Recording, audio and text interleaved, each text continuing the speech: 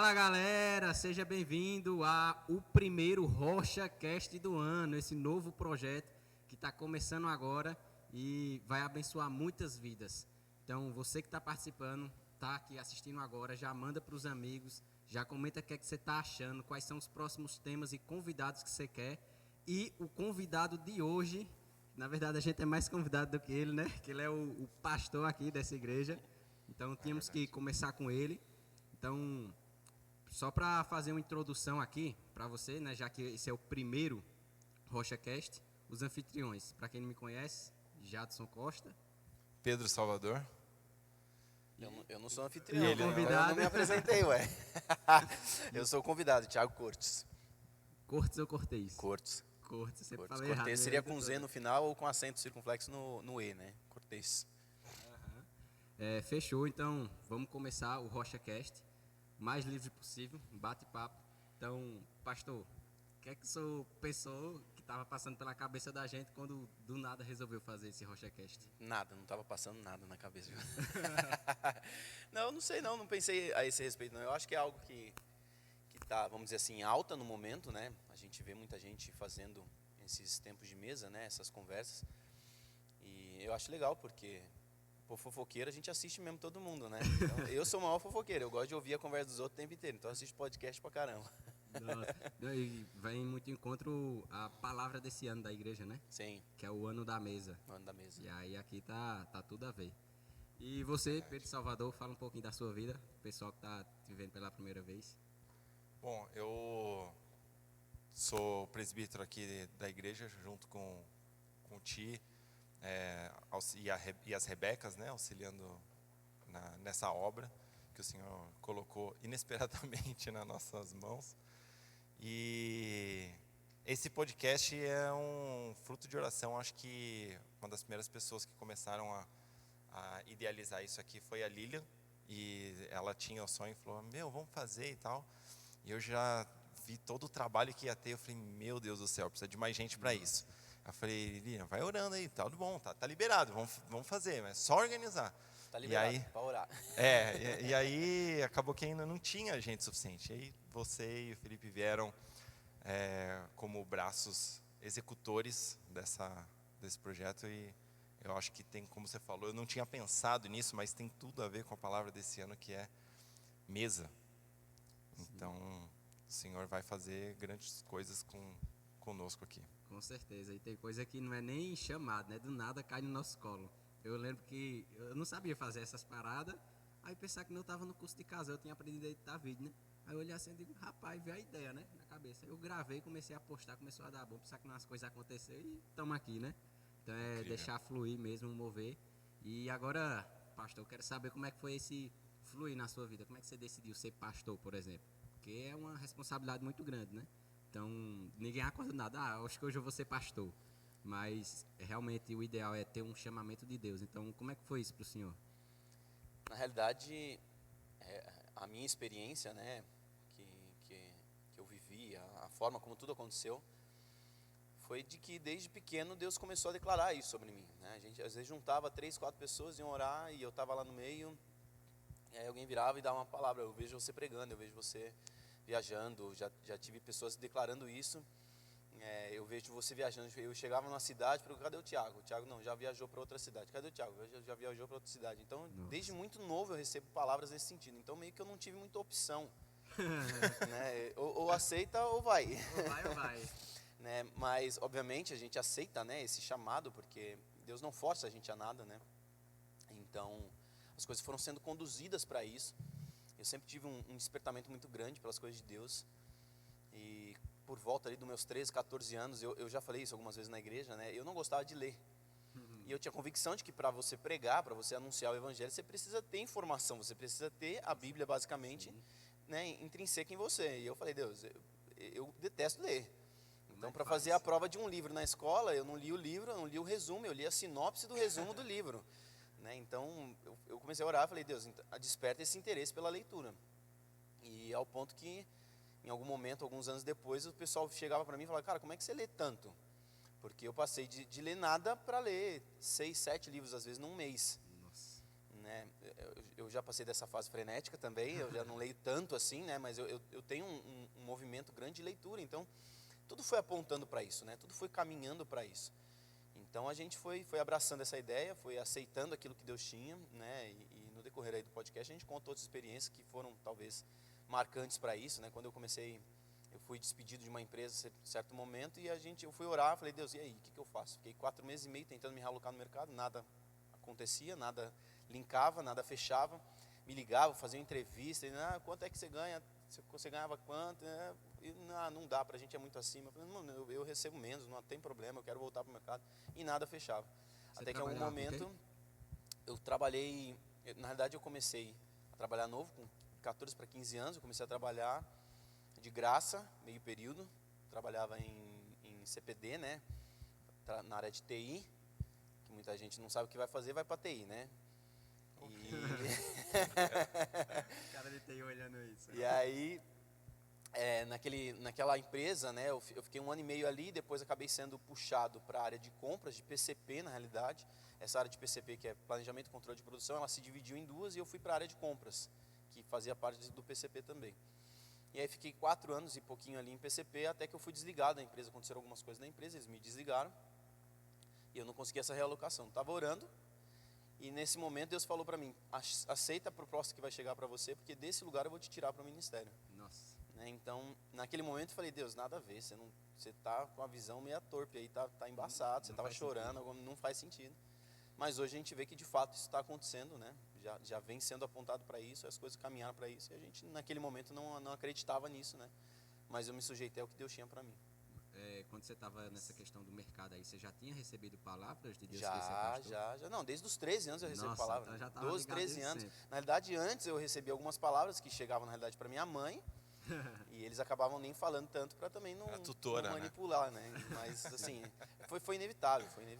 Com 14, acho, anos, alguém teve um sonho com o meu pai, eu, e a liderança na época do meu pai, né? Como se fosse uma sequência espiritual, né? Então o pastor do meu pai, o meu pai e eu logo depois do meu pai. Então uma sequência de genealógica, vamos dizer assim, né? De genealogia e de ministério, né? Então a gente vê que a coisa foi acontecendo, né? Nossa, antigamente era assim, né? Os filhos tudo era sucedendo os pais. Mas filho de peixinho não é necessariamente um peixinho. Né? Porque tem outros lados também, Sim. né? Aí tem que buscar força em Deus. E aí, no caso, você assumiu com quantos anos o ministério pastoral? Aí é um outro BO. Já foi, todo Porque rolê, né? a igreja, na realidade, né, a gente assumiu tem 5 anos e eu não era pastor, consagrado ainda, né? Eu, na realidade, naquele momento ainda pregava pouco, né? Estava ministrando eventualmente na igreja, mas a gente pregava pouco ainda. Então, com 20 e eu tô com 35, com 30 anos a gente assumiu, 29 para 30 a gente assumiu, mas eu não era pastor ainda, só 2 anos depois que a gente foi consagrado pastor. Profético, hein? A idade... Com 33 já podia morrer, já. Nossa, Morra tu. eu passo sobre isso. Não, é profético, começou com 30, a idade de Cristo começando o ministério dele. E você, foi também na mesma época? Eu que não virou comecei ainda, eu acho. Presbítero. Foi na mesma época, foi uma transição em conjunto, né? Então foi o corpo de presbitério se formou junto, enquanto ele assumia como pastor. A gente diz que foi uma transição forçada de Deus, né? Foi algo, vamos dizer assim, manipulado nos céus para que acontecesse na terra. Eu aceito, mas não. Deus faz do jeito que Ele quer. A gente não entendia nada, né? Então a gente assumiu a igreja e a gente não se sentia preparado. Continuamos não nos sentindo preparados, né? E a gente vê que Deus vai fazendo e a gente está aqui para ser um instrumento de fato nas mãos dele. Sim. Qual que você acha que foi o maior desafio assim nessa nova etapa da sua vida como pastor? Cara, já me fizeram essa pergunta várias vezes, né? E eu não tenho, na realidade, uma pergunta formulada. Porque cada momento que a gente viu, hoje a gente está completando, daqui 2 meses, né? A gente completa 4 anos como Rocha. Né? Em novembro a gente faz 5 anos que está à frente da igreja. Mas nesse período todo que a gente está à frente da igreja, a gente teve momentos diferentes, desafios diferentes, né? Situações diferentes. Mas eu acho que talvez o momento mais desafiador, ele foi o momento de a gente assumir e tocar o trabalho. Tomar a decisão. Né? Porque a gente estava passando por um processo, uma situação acontecendo na igreja, muita gente saiu da igreja naquele momento, e a gente assumiu a igreja que eu brinco que tinham de crianças de ventre a idosos, dentre eles lá, os amputados, os feridos, né? Todo mundo ali, tinha 40 pessoas na igreja. Né? Então a gente assume num momento bem crítico para a igreja, né? Para a organização como um todo. E tem diferença quando você fala quantidade de membro, em que ritmo que está caminhando isso. Era 40 e descendo, não era 40 e subindo. Era 40 em ascensão, né? Era 40 e descendo, com contagem regressiva. Então, foi digamos assim, um desafio emocional, inclusive. Para quem assume, né, ver uma igreja se dispersando, começar um ministério assim, numa igreja que está se dispersando, é um desafio também emocional. Mas em tudo isso, né, é muito maluco tudo isso, porque quando a gente assume, eu falei, a melhor situação aos olhos dos homens seria baixar as portas, a gente fecha e fala, cara, cada um vai para um lugar, algum lugar saudável, algum lugar que está produtivo, que está fluindo, né? É o mais racional, né? Exatamente, mas o que Deus falou, e a gente teve algumas palavras nesse sentido, né? O que Deus falou foi para a gente tocar o trabalho. Né? Quando a gente se sujeitou ao Fred e a Fabi, que são nossos pastores, o nosso desejo é eles falarem, cara, vem para cá, vem ser cuidado aqui um tempo e vamos ver o que acontece, né? E de bate pronto que eles falaram, vamos tocar o trabalho. Né? Então eu brinco que por fora a gente estava assim, amém, tal, por dentro daquela, não, né? Porque a gente não queria, o que a gente falava, não me vejo em condição, a gente não está preparado para isso, a gente não era pastor consagrado ainda, né? Então, o Pedro falou, a gente assumiu a igreja, na realidade quando a gente assumiu ali, quando foi anunciado que a gente iria assumir, a gente estava beirando 50, então quando de fato essa transição aconteceu, já tinha saído mais umas 10, então foi essas 40 pessoas, contando a gente, né? Não é 40 além da gente, então assim, era pouquíssima gente, né? Poucas pessoas. Eu lembro de momento que quem fez o louvor fui eu com o violão, né? E misericórdia, Deus fez grandes coisas. Usa, né? Deus. Então, a gente se sujeitar, é o que o nosso pastor, né, o Fred, fala muito, né? É quem está aí, quem está disponível. Né? A quem enviarei? E aí o profeta diz, eis-me aqui. Então vai. E como é que foi, por exemplo, esse desafio? Tem uma questão financeira, né, por trás. Porque, por exemplo, eu já vi muitos pastores que a igreja não cobria. Então, além do trabalho dele, ele tinha que tirar do dele para poder manter a igreja. Sim. Eu ainda trabalho, né? Eu tenho uma empresa, tenho 2 empresas na realidade, uma da família com meus pais, minha irmã, e outra com a minha irmã. Né? Com a minha irmã a gente tem uma construtora, que a gente faz pequenas construções, né? Então a gente tira um recurso em cima disso. Mas a igreja, de fato, ela começou a cooperar com a gente, tem o quê? 1 ano e meio? Para 2, alguma coisa assim, né? Então a gente vai fazer 4 anos à frente da igreja, 5 em novembro, né? Então tem 2 anos e pouquinho no máximo que a gente começou a fazer uma retirada. E não é uma retirada, né? Tipo, você tira um salário, é isso? Hoje a gente está próximo do salário mínimo. Né? Um pouquinho acima de um salário mínimo a gente faz essa retirada da igreja hoje. E aí você vê, a gente né, tem condição. que às vezes a pessoa, se fosse uma pessoa, digamos, normal, né? Tipo, não tem como, Deus. Racionalmente, aí não dá. Só que aí tem uma palavra que Sim, você mas recebeu também, até né? isso, sobre essa questão financeira, a gente recebeu essa palavra. Não se preocupa com o recurso para a obra, porque o dono da obra sustenta a obra. Né? Então a gente falou, a gente teve muita confirmação, não foi algo assim. Tanto que algumas pessoas que eram muito próximas da gente falaram, cara, em 3 dias vocês passaram por uma lavagem cerebral, não é possível. E teve gente que falou que a gente era louco, né? Eles estão malucos. O que eles sempre quiseram era assumir a igreja. E amigos muito próximos falaram isso. E a gente teve uma oportunidade, 2 anos depois, conversar com algumas pessoas, a gente contar tudo o que aconteceu, e elas falaram, cara, agora eu consigo orar por você. Aí eu falei, incircunciso, você não estava nem orando por mim? Porque se você achava que eu estava louco, aí que você tinha que orar mesmo por mim, né? Mas aí entendendo tudo que a gente viveu, toda a palavra que a gente recebeu, né? Aí a pessoa falou, cara, de fato foi Deus, não é a gente, né? Não é o que a gente pensa, não é o que a gente quer. E a gente recebeu realmente muita confirmação, não teve para onde a gente correr nesse sentido, né? Senão a gente se tornaria um Jonas, né? Sim. Correndo para a barriga do peixe. Eu ia até perguntar isso. Quando você começou a receber as palavras, teve esse período de negação, esse período de tentar fugir desse chamado? Não é isso que eu quero para mim. Olhar para, sei lá, pelo menos é minha experiência, eu olhar para alguns pastores e falo, cara, não é isso que eu quero para mim. Se Deus me chamasse, eu ia ser tipo Jonas, assim, fujão. Eu entendo, eu acredito que foi, na verdade, sobre ministério, né? O ministério pastoral, estar à frente da igreja, foram palavras que vieram acontecendo, então foram construindo, né? Isso tudo veio sendo construindo. E eu lembro que com 16 para 17 eu já sonhava com o ministério, né? Eu já desejava o ministério. Então, com 18 anos eu assumi liderança de jovens, liderei por 3 anos junto com 2 pessoas, né? E, enfim, aí depois disso eu fui liderando, eu liderei diaconato dos jovens, liderei louvor dos jovens, depois assumi louvor da igreja junto com outra liderança. Então foi algo que foi sendo construído. Sim. Né?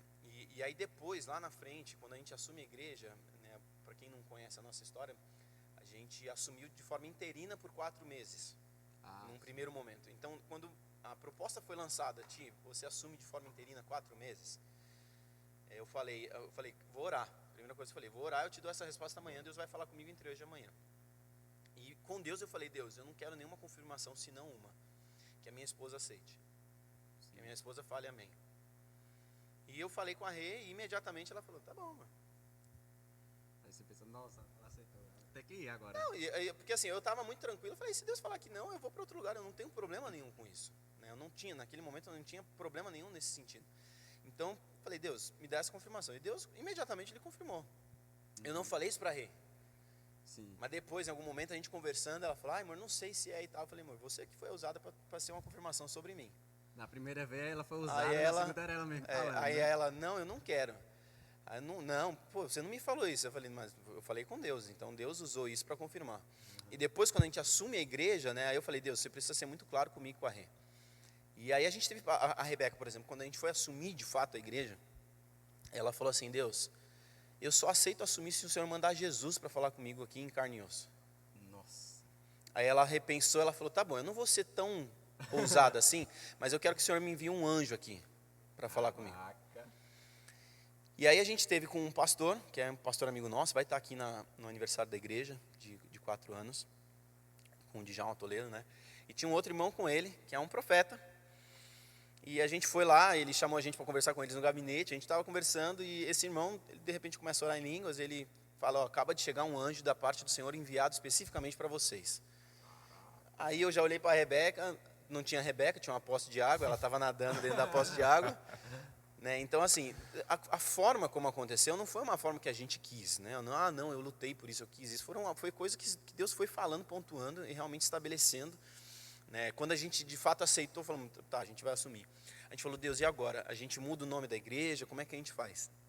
A gente recebe uma palavra. A pessoa não sabia de nada. Marco Rosa, que vai estar aqui com a gente no aniversário da igreja também. A gente conheceu ele naquele momento, a gente foi almoçar, ele estava no carro com a gente, no banco de trás. E ele, de repente, ele me corta ali, a gente estava começando a conversar, ele me corta, ele fala, olha, a influência que vocês vêm buscar aqui, o respaldo espiritual que vocês vêm buscar aqui, do Fred e da Fabi, não é só sobre vocês como casal, mas é sobre vocês como igreja, eles vão tocar a igreja. Uau. Né? Aí ele declarou várias vezes, várias coisas ali, né? E eu brinco também que ele declarou até uma profecia de Dilma Rousseff. Né? Ele falou assim, nem quem entrar, nem quem sair vai entrar, nem vai sair. Oxi. Nem quem entrar vai sair, nem quem sair vai entrar, não estou entendendo nada. Mas, enfim, a gente recebeu essa palavra e assim, a gente passou por um processo, né? A gente está 4 anos agora à frente da igreja e a gente nunca teve uma questão financeira. Nossa. A gente nunca teve um problema financeiro de atrasar. A gente teve, às vezes, uma situaçãozinha de atrasar alguns dias, mas a gente nunca ficou assim, do nome ficar manchado, de deixar de pagar ninguém, de nada, absolutamente nada. Eu tive amigos de igrejas grandes, né? Igrejas grandes, quando eu digo igrejas grandes, eu falo assim, de igrejas com 1000 membros na igreja, que vieram me chamar para conversar, falar, Ti, como é que vocês estão aí? Vocês estão precisando de alguma coisa? Eu falei, cara, no momento de pandemia, por exemplo, né, o tempo pandêmico, eu falei, cara, a gente não teve problema com nada. Nossa. Pandemia foi estranho. Pandemia acho que até cresceu a receita. Foi totalmente pra gente aqui, controverso. mano, não faz sentido. Né? E esse meu amigo falando, cara, glorifica ao Senhor, porque a gente aqui teve problema. A gente aqui teve a dificuldade.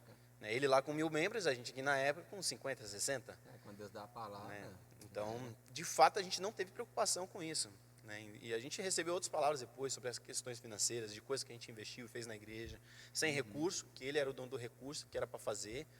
Né? Enfim, então, muita coisa bem maluca assim. Né? E a vida com Deus é desse jeito, né? Sim, com certeza. Estava falando para a mãe hoje, estava falando umas histórias, né?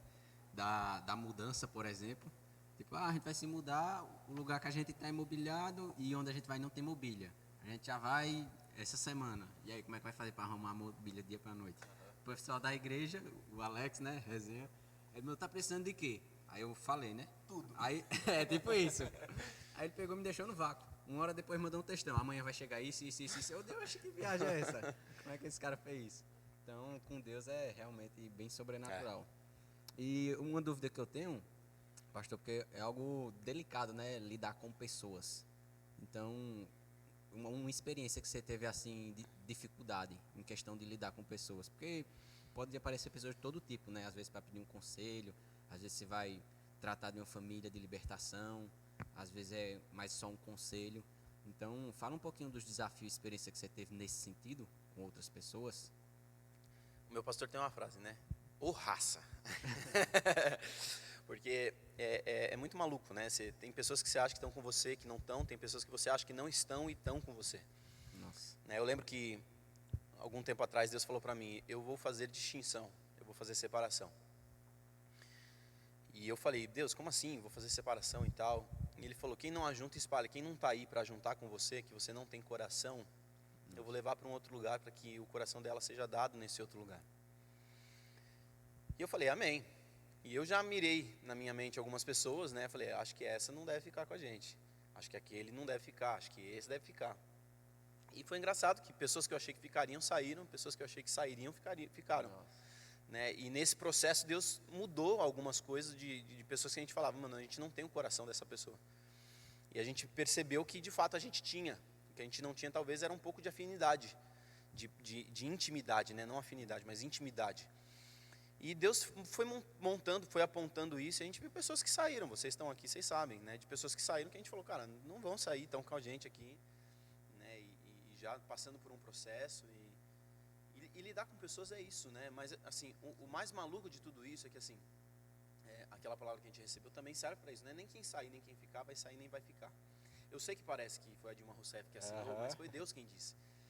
E isso é uma coisa que Deus marcou muito a gente desde o começo. As ovelhas não são nossas, as pessoas não são nossas. Real, hein? Então, a gente entende, né? Deus me disse uma coisa uma vez, Tim, quem é você? Eu falei, Deus, eu sou o pastor. Ele falou, não, quem é você? Eu falei, não sei, já não vou responder mais nada, né? Porque tudo que eu responder eu vou cair no conto do vigário. E Deus falou, o que você é? Eu falei, eu te pergunto, o que eu sou? E Deus me falou o seguinte, você é aquilo que você será para a eternidade.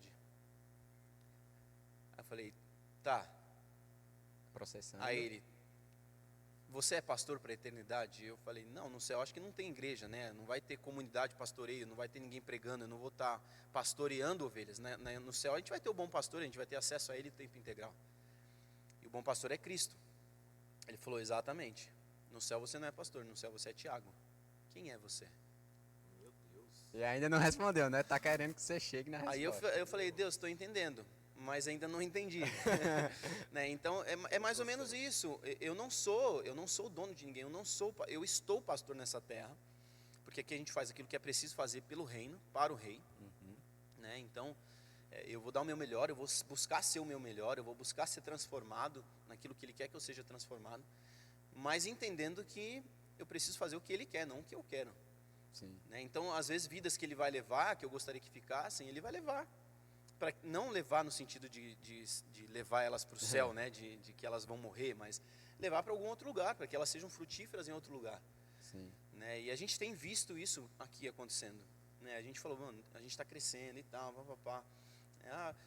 Aí quando a gente falou, agora vai romper num crescimento maior, Deus falou, agora os que são meus eu vou levar, os que são meus eu vou deixar, mas todos são meus e aquilo que eu vou fazer é o que vou fazer.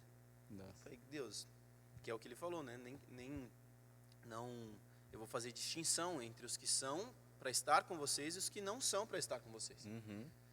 Falei, tá bom, Deus. E aí Deus levou algumas pessoas. Sim. E algumas situações foram chocantes para a gente, foram até tristes para a gente. Sim. Mas a gente entendeu que quem está fazendo é Deus. Né? E a gente se submete, se sujeita. E nesse processo teve até questionamentos. Não, vocês não acham que eles estão errados, isso e aquilo? Né? Não questionamentos para a gente, questionamentos para outros líderes da igreja. Algumas pessoas chegaram e falaram, não, você não acha que eles estão errados? Que os pastores estão errados? Né? E a pessoa falou, cara, eu acho que não. Porque se o povo não é deles, por que eles têm que dominar sobre o povo? Né? E eu falei isso, eu quero que a igreja cresça, eu quero, mas eu não quero que a igreja cresça de qualquer forma, em qualquer circunstância. Sim. Eu não quero que a igreja cresça a todo custo. O que seria a todo custo, por exemplo? Não, eu vou manter todo mundo aqui, eu vou fechar a porta de saída, a porta dos fundos, ninguém sai. E aí ficam pessoas aqui que não eram para estar aqui, ficam ovelhas aqui que já cresceram, que eram para estar arrumando novos voos, e a gente está aprendendo aqui, a gente começa a ser limitador, a gente começa a travar, a gente começa a impedir o crescimento, o desenvolvimento de pessoas. Né? Então vamos lá, quando Jesus diz que Ele é a videira verdadeira e que toda poda vem para o crescimento, por que eu vou travar a poda? Por que eu vou impedir a poda? A poda é para que a árvore cresça melhor, para que ela cresça mais estruturada, mais organizada, com mais vida. Então tem essas podas que eu entendo que são podas, por quê? Porque Deus está levando o que eu não queria que saísse. Então a gente sofre. Mas o reino está crescendo, está expandindo. Então transferência, vamos dizer assim, transferência de igreja, eu não perdi ninguém. Porque se a pessoa continua em Cristo, isso que importa. O que importa não é que a minha igreja cresça, é que o reino cresça. Sim, total. E isso é uma visão que tem que ser falada mais, porque, por exemplo, tem pessoas que é muito cabeça fechada, por exemplo, tem muita pessoa desviada que eu já conversei, até pessoas de Uber mesmo. Ah, saí da igreja por causa de tal coisa. Eu digo, beleza, mas como é que você está com Deus em secreto? Porque se você não está congregando num lugar, ou às vezes uma pessoa falhou com você, aí você ficou magoado, o que é que Deus tem a ver com ela? Porque todo mundo é falho.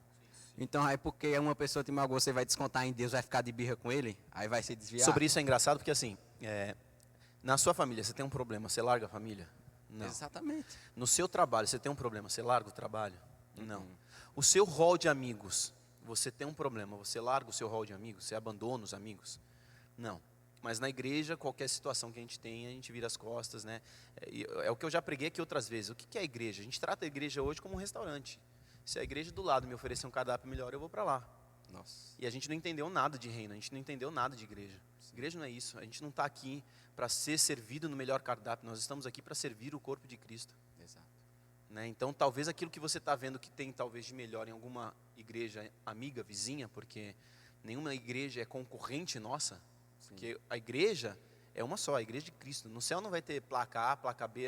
Aqui é a zona dos presbiterianos, ali é a zona dos rochenses, ali é a zona dos bola de neve, ali é a zona dos batistas. Não tem isso no céu. Exato. Senão ficaria uma zona, né? Entendeu? Botar Então, em Cristo é não a dá. igreja de Cristo, ponto. É a igreja de Cristo. Né? Aí é a multiforme. Tem os irmãos que gostam do terno, tem os irmãos que gostam da parede preta, tem os irmãos que gostam da parede branca, tem os irmãos que gostam da parede vermelha. E tá tudo bem, a gente vai para o mesmo céu. Exato. Né? Então a gente não trata como concorrência. É isso que a gente precisa talvez entender e compreender. Né? O evangelho vai muito além daquilo que a gente vive debaixo do nosso umbigo, debaixo daquilo que nossos olhos veem. Sim, isso é maturidade, né? Exato. Porque tem muitas pessoas que têm essa infantilidade. Ah, a minha é melhor, só vai ser salvo naquela, não sei o quê. Não entendeu nada sobre o reino em si. Porque Deus fez essa nova aliança para o mundo todo. Então, aí tem religiões, né, novas que foi criadas, sei lá, 200 anos, aí fala só aqui salva. Como assim? Entendeu? Não faz sentido. E eu não estou dizendo com isso também, né, por exemplo, que a nossa igreja hoje é uma igreja que a gente gira em torno de uns 100 membros. Eu não estou dizendo com isso que eu não quero que a minha igreja cresça, que a nossa igreja, a nossa comunidade aqui na realidade cresça e torne a igreja uma comunidade de 500, 1.000 membros, 2.000 membros. Eu sonho com isso também, eu desejo por isso. Mas será que esse desejo é um desejo de Deus ou esse desejo é um desejo meu? E se isso não acontece, eu me frustro? É os questionamentos que tem que se fazer. Entendeu? Né? Aí é onde está o coração. Eu prego, eu derramo a minha melhor mensagem, a minha melhor desenvoltura pregando, porque a igreja está cheia, porque aquela é a palavra de Deus sendo ministrada. Nossa. Sim, você está fazendo para os outros ou para Deus? Entendeu? Se tiver 5, eu vou pregar do mesmo jeito que eu estaria pregando para 1.000. Entendeu? É o derramar, a entrega, talvez o frio na barriga seja diferente, você vai sentir porque tem mais gente, você fala, meu Deus, tem mais gente. O friozinho na barriga é uma coisa, agora a sua entrega é outra coisa. Sim, tem que ser para Deus. E aí tem que ter essa visão macro do reino, né? Tipo, por exemplo, cada igreja firmada em Cristo, ela é um membro do corpo, né? Sim. E é aquela coisa, né, da verdadeira igreja. Sozinhos somos só membros, mas unidos em conjunto, aí a gente faz parte do corpo. Sim. Não existe igreja fora da igreja. Eu lembro de uma frase aqui agora, né? Não, nós somos chamados para fora. Eu concordo com isso em parte. Porque quando Cristo disse isso, quando Jesus disse isso, né, a eclésia, que somos chamados para fora, ele estava falando com quem? Ele estava falando com um sistema religioso que estava findado, preso ali em outra situação. A igreja não existia ainda. Então como é que ele estava dizendo para a igreja que ele era chamado para fora? Se ele já estava fora. Chamado para fora do fora? Ele estava falando para os outros. Entendeu? Então a gente precisa tomar muito... Não, nós somos chamados para fora. Não, nós somos chamados para o reino. Para o evangelho. E eu não estou falando que nós somos chamados para dentro de uma igreja de 4 paredes. Eu não estou falando isso. Mas o lugar que nós congregamos é uma igreja de 4 paredes. É um prédio de 4 paredes. Parte dali, muitas das coisas que nós vivemos lá fora. Sim. Né? O que nós não podemos fazer distinção é entre aquilo que é sacro e o que não é sacro. Né? Aquilo que é santo e não é santo. A vida de todo crente é santa por inteiro. Ela precisa ser santificada por inteiro. Isso. E o meu trabalho, o seu trabalho, o trabalho do Pedro, o que quer que nós estejamos fazendo, se nós estamos fazendo com excelência, nós glorificamos a Deus. Da mesma forma que eu pregando na igreja, eu glorifico a Deus, com o Pedro desenvolvendo o programa na empresa que ele trabalha, glorifica a Deus. Sim. Porque o que glorifica a Deus é a nossa excelência, é o que nós fazemos de melhor. E excelente não é você fazer o melhor, é fazer o melhor com o que você tem. Quer comer isso, quer beber isso, fazer isso para a Passar isso glória pra de glória Deus. de Deus. E tem um outro versículo, né, que fala, quando a gente for trabalhar é como se estivesse trabalhando para Ele. Então, por exemplo, numa cultura que todo mundo quer fazer só o mínimo, quer preguiça e tudo mais, fazer só o mínimo, quando você começa a entregar mais, a pessoa começa a olhar, nossa, esse cara é diferente, o que é que ele tem? E aí a pessoa começa a ser atraída, né? Sim. Então é aquela frase, né? Prega o evangelho, se preciso for, use palavras. Então o principal é a nossa vida. Porque um monte de gente não lê Bíblia. Agora a vida do outro ele lê que é uma beleza. Então a gente tem que se santificar e ser um E a exemplo. gente vive uma geração, né, mano, que cada vez mais está caminhando para isso.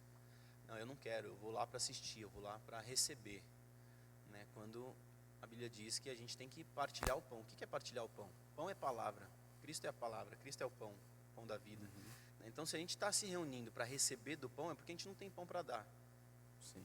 Então a gente vive uma vida cada vez, uma vida espiritual, uma vida no Evangelho, uma vida em Cristo, cada vez mais ínfima daquilo que foi estabelecido para nós. Se Cristo que era Cristo se entregou, se deu, se doou, se a gente pega a igreja primitiva, né, os 12 apóstolos, tirando Judas que traiu e aí foi lá e se enforcou, se matou, o que quer que seja, pega os 11, depois Matias que foi inserido, se todos eles se entregaram, deram a sua vida, né, foram perseguidos, foram açoitados, você pega lá a história dos 12, cada um morreu de um jeito, um morreu decapitado, outro morreu enforcado, outro foi crucificado, outro foi crucificado de ponta cabeça, cada um morre de um jeito, se entregando, se doando. Sim. E a gente hoje vive um evangelho que não condiz com aquilo que eles estabeleceram como igreja primitiva. Né? Eu acho que a gente vive um evangelho que é muito superficial. Né? E é o problema que infelizmente a gente vive nos nossos dias. Né? A gente pega a Bíblia e a gente adapta a Bíblia às nossas vidas, não o contrário, a gente não adapta a nossa vida à Bíblia. E a Bíblia é o que rege a nossa fé. A Bíblia é o padrão que nós devemos viver. O Deus do Velho Testamento é o mesmo do Novo. Parece que Deus se converteu quando Jesus veio e aí resolveu mudar tudo. É o que muitos estão anunciando. É o que muitos estão dizendo. Né? Porque pecado continua sendo pecado, só que a gente começa a dizer que já não é bem assim. Né? E aí tem o demônio do danada não. Danada não tem problema fazer isso não tem problema, eu vivo do meu jeito, não do jeito que a Bíblia está instruindo a gente a viver. Tudo crença do inimigo que ele vai Exatamente. armando culturalmente para corromper. Por exemplo, tem aquela frase, não sei se você já ouviu, tudo depende do ponto de vista.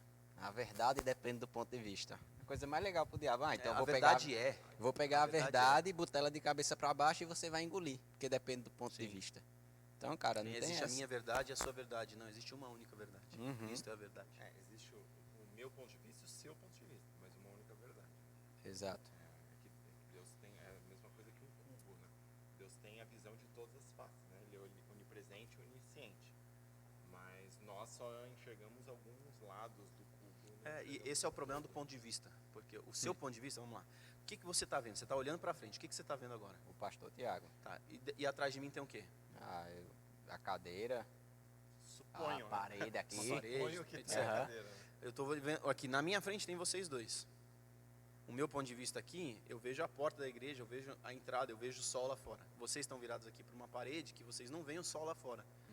Mas o fato de eu estar vendo o sol e vocês não estar vendo o sol significa que um de nós dois está mentindo? Um de nós três aqui está mentindo? Não. Só que o meu ângulo de enxergar as coisas é diferente do seu ângulo de enxergar as coisas. A gente precisa se respeitar, só que a gente precisa entender que a verdade maior, ela tem uma amplitude muito maior do que aquilo que a gente enxerga. Sim, e aí tem coisas que é gosto, que é ponto de vista, e você respeita a decisão do outro. Sim. Agora tem coisas que são irrevogáveis, né?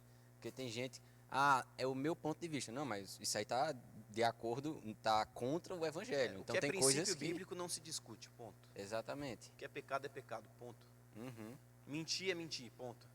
É. Roubar é roubar, ponto. Mas foi por uma boa causa? Não, não interessa, cara. Errado é errado. Não interessa se você dá uma desculpinha boa, bonitinha, não interessa. É simples Sim. assim. Desse jeito. É errado. E você, como presbítero, Pedro, qual foi um dos maiores desafios que você teve aqui, nesse ministério? Se sujeitar ao Thiago. Às vezes é difícil, às vezes essa parte pega mesmo. Assim, o Ti, ele absorveu boa parte da questão de direção, né? De direcionamento, do que realmente o Senhor quer para nós. Eu posso dizer que ficou mais fácil. A parte de administrativa, a parte de só como tocar ali o meu ministério. Eu sou líder da mesa e algumas outras atividades, porque eu não tenho que me preocupar com relação à visão, se a igreja está caminhando para onde o Senhor realmente quer, porque Ele está alinhado Uhum. com essa visão. Ele está alinhado tá preocupado com isso, com relação a ele cuidar do próprio pastoreio dele, né? De ter o Fred com ele. Eu acho que isso é um ponto que faz muitos líderes caírem. Não ter um pastor acima dos pastores.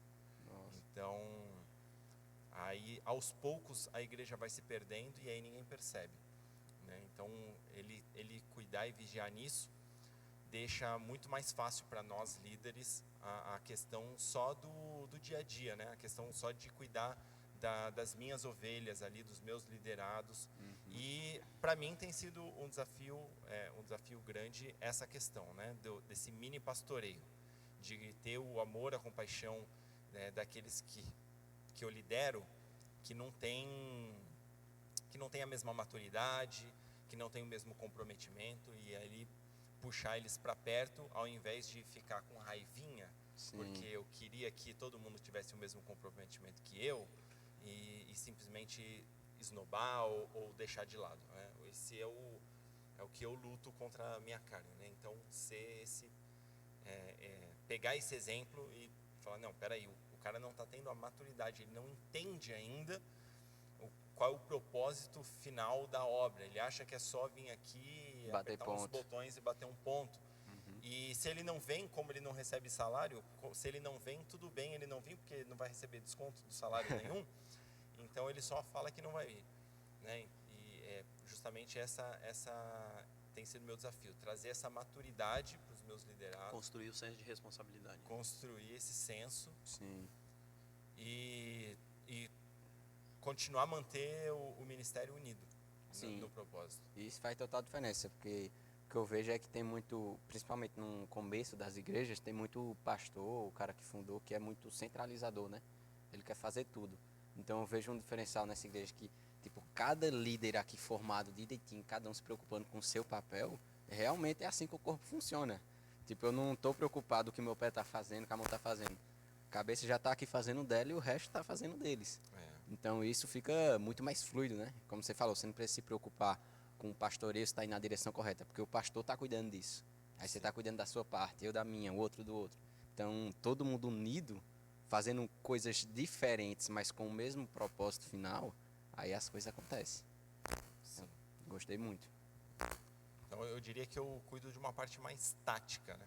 Ele fica bem no estratégico mesmo. Eu cuido de uma parte um pouco mais tática, né? Mais fácil para mim, eu acho. Tornou o serviço fácil. Agora, lidar com pessoas tem seus desafios, né, pastor? Sempre tem, mas assim, dos dois lados, né? A gente é surpreendido por questões, vamos dizer assim, na nossa visão, ruins, mas mesmo essas questões ruins, elas estão nos construindo de alguma forma, né? Mas como também temos as situações que nós somos surpreendidos positivamente.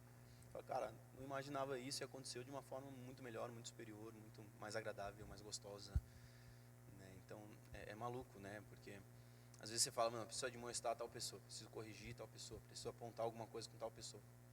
E sempre fica aquele receio, porque chamar atenção, tem Sim, gente que né? não gosta de ser chamada atenção. Eu já cobro, né? Às vezes eu mando mensagem pro Fred e falo, Você é bem de pastorzão, boa com isso.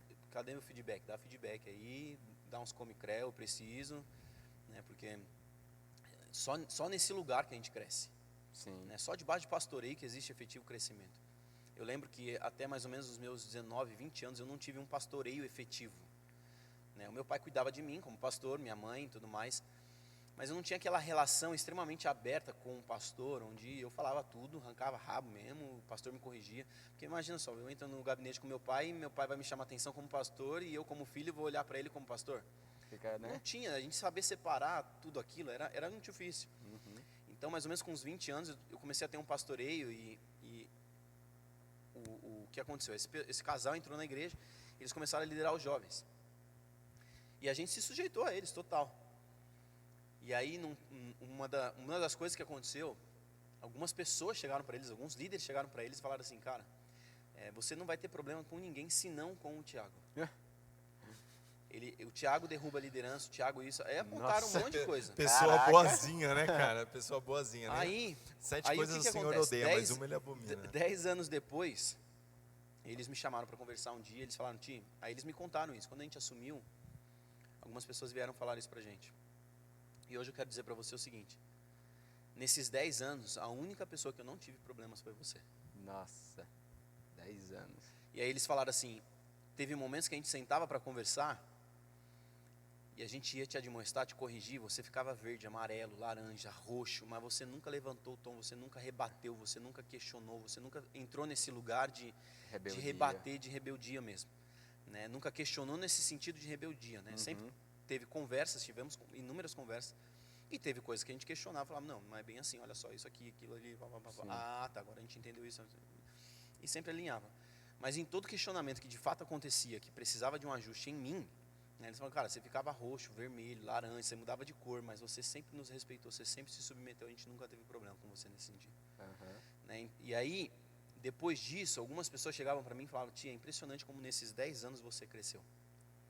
O que pessoas não cresceram em 30 anos, você, nesses 10 anos, cresceu mais do que outros não conseguiram alcançar nesse mesmo período, né? Ou ainda num período maior. Então, a sujeição é o caminho para o crescimento. Porque ainda que a gente não concorde, a visão da nossa liderança é uma visão maior. E assim, é uma visão debaixo de uma liderança saudável, né? Há de se dizer que a gente precisa se submeter a uma liderança que é bíblica, não a uma liderança que a gente acha que seja bíblica. Que a gente inventa da nossa Por isso cabeça. é importante a gente estar inserido na Bíblia. Por isso é importante a gente saber o que a Bíblia está apontando, porque senão existe manipulação também. Sim. Né? Então, nesse período eu já estava lendo loucamente a Bíblia, e aí a gente já tinha uma ideia, né, do que é o padrão bíblico de liderança. Então, né, nesse processo todo a gente viveu muitas etapas nesse sentido, então é extremamente importante. E está em Provérbios isso aí, né? O sábio gosta da repreensão, né? Sim, Estou sim. parafraseando, né? Sim. Porque isso edifica. Agora o tolo, se você repreender ele, ele vai ficar com raiva de você. Exato, é exatamente Então isso. é maturidade também Exatamente isso aí. isso. Né, o Fred em algum momento me chamou para pregar, ele me levou em 3 igrejas, 3 rochas diferentes para pregar, né? Fez uma sabatina comigo lá, vamos ver se esse menino está pronto. Aí, depois do segundo dia, ele me chamou de canto. Eu falei, pastor, me dá feedback. Na verdade, eu cheguei nele ali e falei, pastor, e aí, algum feedback? E eu sempre falo para ele, pastor, você tem liberdade, me admoesta, me corrige, me chama atenção, pontua, não tem problema comigo. E a primeira vez que eu falei isso para ele, ele falou assim para mim, posso falar? Eu falei, pode. Ele falou, então deixa eu te dizer algo muito importante. Nunca se esqueça das suas palavras. Eu falei, olhei assim, que palavra? Ele falou, disso que você acabou de me dizer. Me dê feedback. Legal. Me dê feedback. Aí eu falei, nossa, você vai me pegar pelo que eu falei, né? Morri pela boca. Mas, então assim, eu sempre busco isso, né? Eu sempre desejo, almejo por isso, porque isso gera crescimento. Sim, total. Né? Então, isso é extremamente importante. Esqueci da pergunta que você fez, por que a gente caiu nesse lugar? Não, mas não, tudo foi respondido, a gente tá deixando fluir e tá muito legal assim. Aí, falando nesse assunto, questão de liderança, surgiu uma dúvida minha. Como é que foi para você nesse quesito de formar, né, vários líderes? Porque é vários pontos, né? Vários líderes que você vai formando para poder ter um todo, porque não tem como uma pessoa fazer tudo que uma igreja precisa bem feito. Então a importância de levantar os líderes. Como é que foi esse desafio aí pro senhor? Do jeito que ele Pra falou. você, né, que não gosta que chame de senhor. Feedcrel. Feedcrel atrás de feedcrel aí, pegando, entendeu? Feedback atrás de feedback, pegando líder por líder, creu. A gente podando, lembra a parte do podando? Então, ele cortou braço, cortou asa, cortou, foi cortando e a gente está crescendo. Glória a Deus.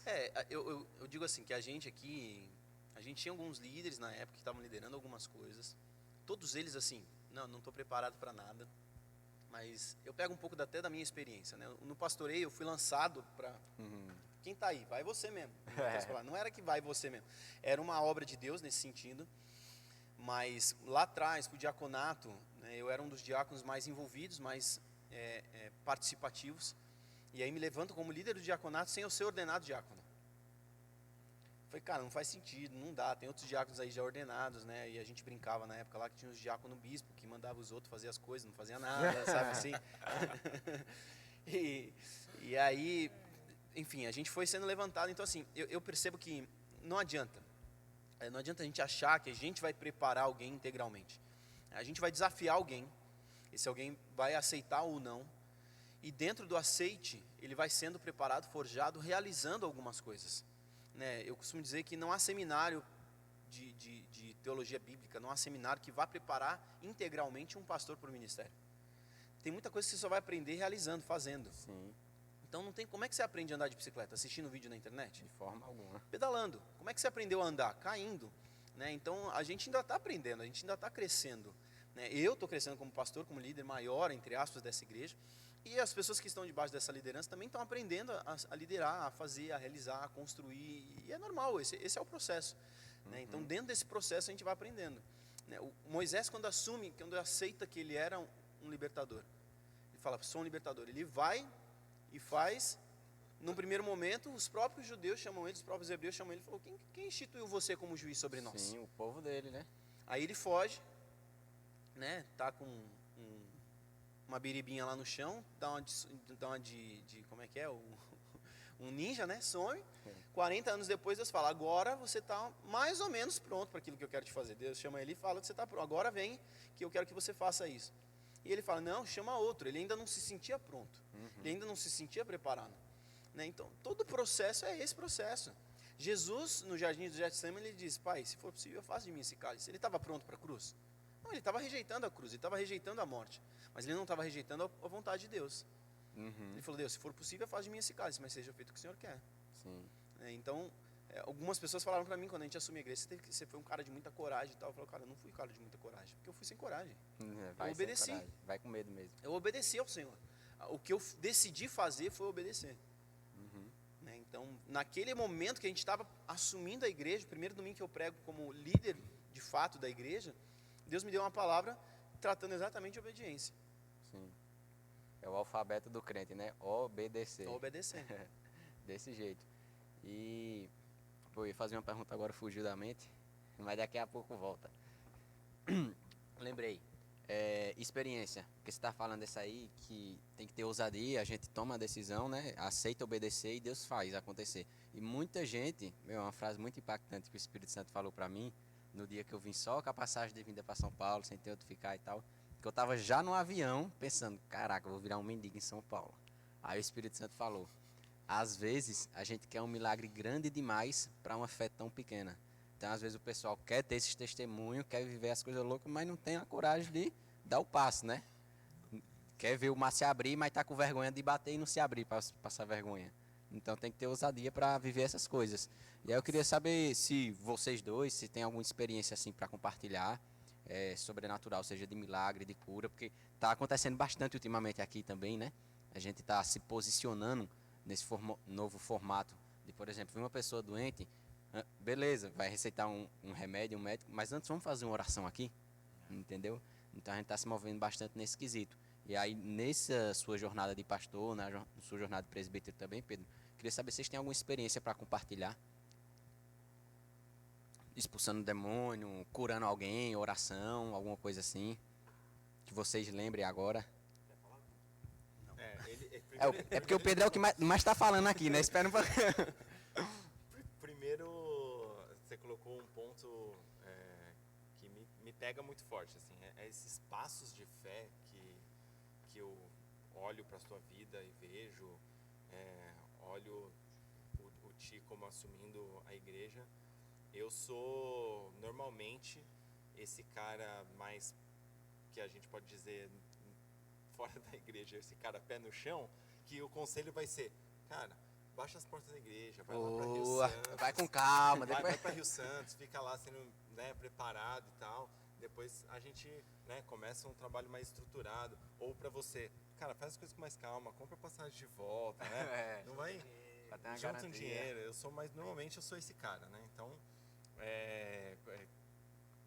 então assim, me pega muito isso que você estava falando. Né? Então, para você querer viver grandes coisas,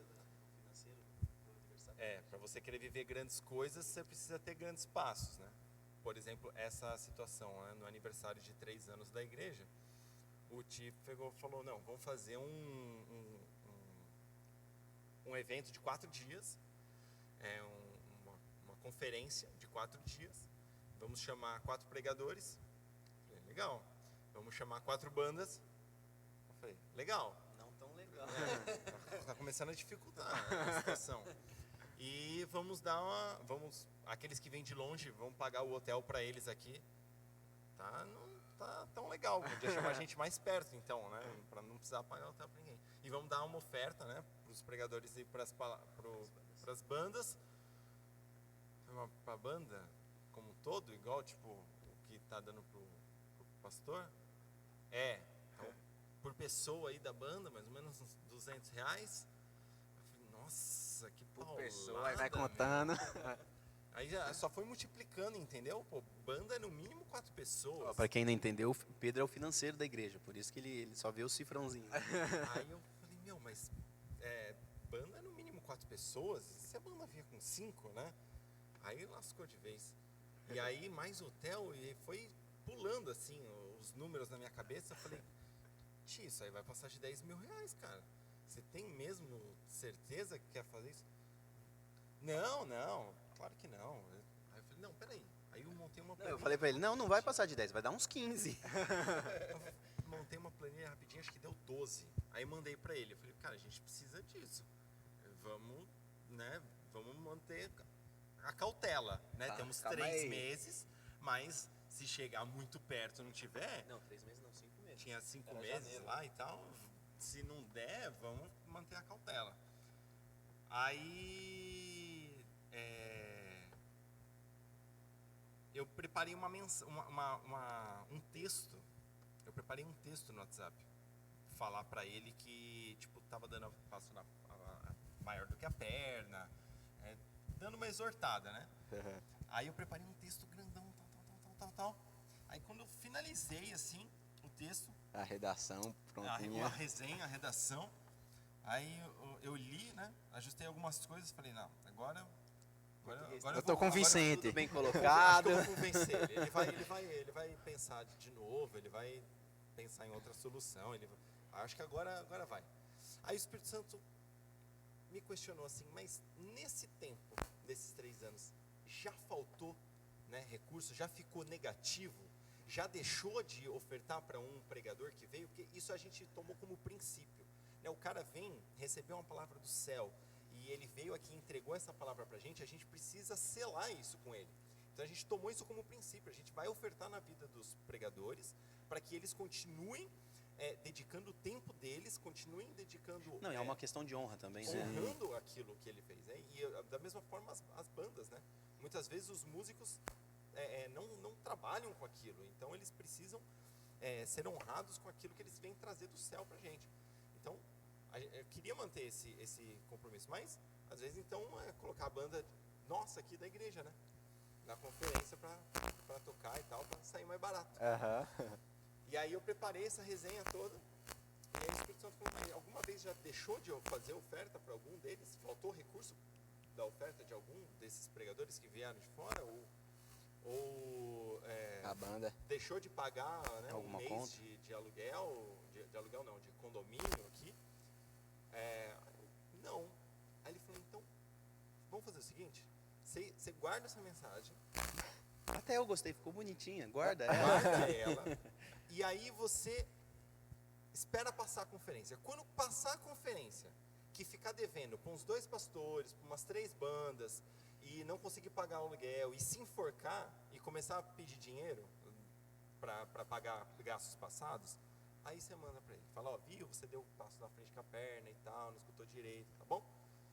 Eu falei, tá bom, tudo bem. Aí esperei. E aí tô esperando, entendeu? Tô esperando até hoje. 1 ano e pouco. Nunca. Não, fora a outra questão do uma. Tá guardada a do mensagem até culto lá. de meio de E aí semana. eu compartilhei com o T-Black. Eu falei, Ti, então, tô meio preocupado. Peraí, e tal, explica, gente, pra quem tá assistindo.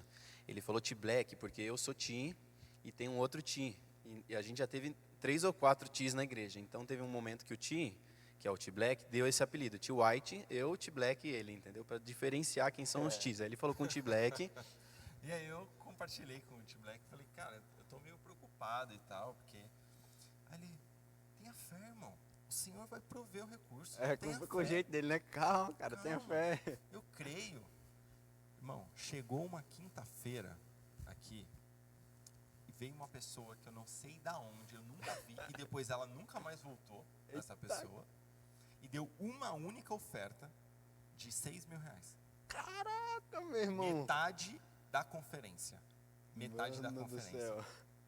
Aí eu não consegui falar com ele, né? Mandei o relatório daquela quinta-feira e no dia seguinte eu moro em cima do apartamento Não, no dele. dia seguinte não, no mesmo dia à noite. Eu cheguei em casa depois do culto, aí tô sentado no sofá, abri o relatório, olhei o relatório, eu falei, mano, tem um 0 a mais esse relatório. tá meio esquisito isso Tá aqui. errado. Aí eu subi lá e falei, e aí, ô Pedro, tá certo esse relatório? Ele falou, queria ter visto a sua cara. Mano. Eu acho que foi a mesma cara que a minha. E aí, eu falei pra ele assim, eu falei, pô, legal, né? A gente já tem metade, né? Passou nem metade do tempo, a gente já tem metade. Quando chegar nos 12, a gente finge que zerou a conta da igreja, que a conta corrente está no 0. E aí, a partir daí, a gente toca a vida e já tem uns 12 reservados lá pra conferência. Ele falou, nem a pau, Juvenal. Agora a gente vai investir no computador, agora a gente vai investir na câmera, agora a gente vai comprar isso, comprar aquilo. E, queridos, tipo, zerou, assim, ó. Aquele 6. Então os 6 não usou pra conferência. Zerou. Caraca. A gente chegou na conferência, a gente tinha computador novo, a gente tinha câmera nova pra fazer a fotografia. E chegou na conferência, conta da igreja normal, não tinha entradas a mais, não tinha valor a Nossa mais. Senhora. Fato é que passaram os 4 dias de conferência, a gente honrou todo mundo, a gente ofertou na vida de todo mundo, a gente pagou hotel, a gente acertou tudo. E eu chamei, depois eu peguei os relatórios, eu fui olhar, falei, da onde que entrou esse recurso? Da onde que chegou esse recurso? Eu falei, nem no relatório passou o recurso direito, eu não sei de onde que veio, para onde que foi, como é que foi, a gente sabe que foi. Caraca, meu irmão. Simplesmente. Não faltou um nada. Não, e foi 6 mil de bônus, né? Porque você estava pedindo só pra poder conseguir fazer a Uns 12, conferência. 13 para conferência, foi tudo. Caraca. Foi. Então, assim, aí eu tô guardando aquela mensagem até hoje. Mentira, eu apaguei.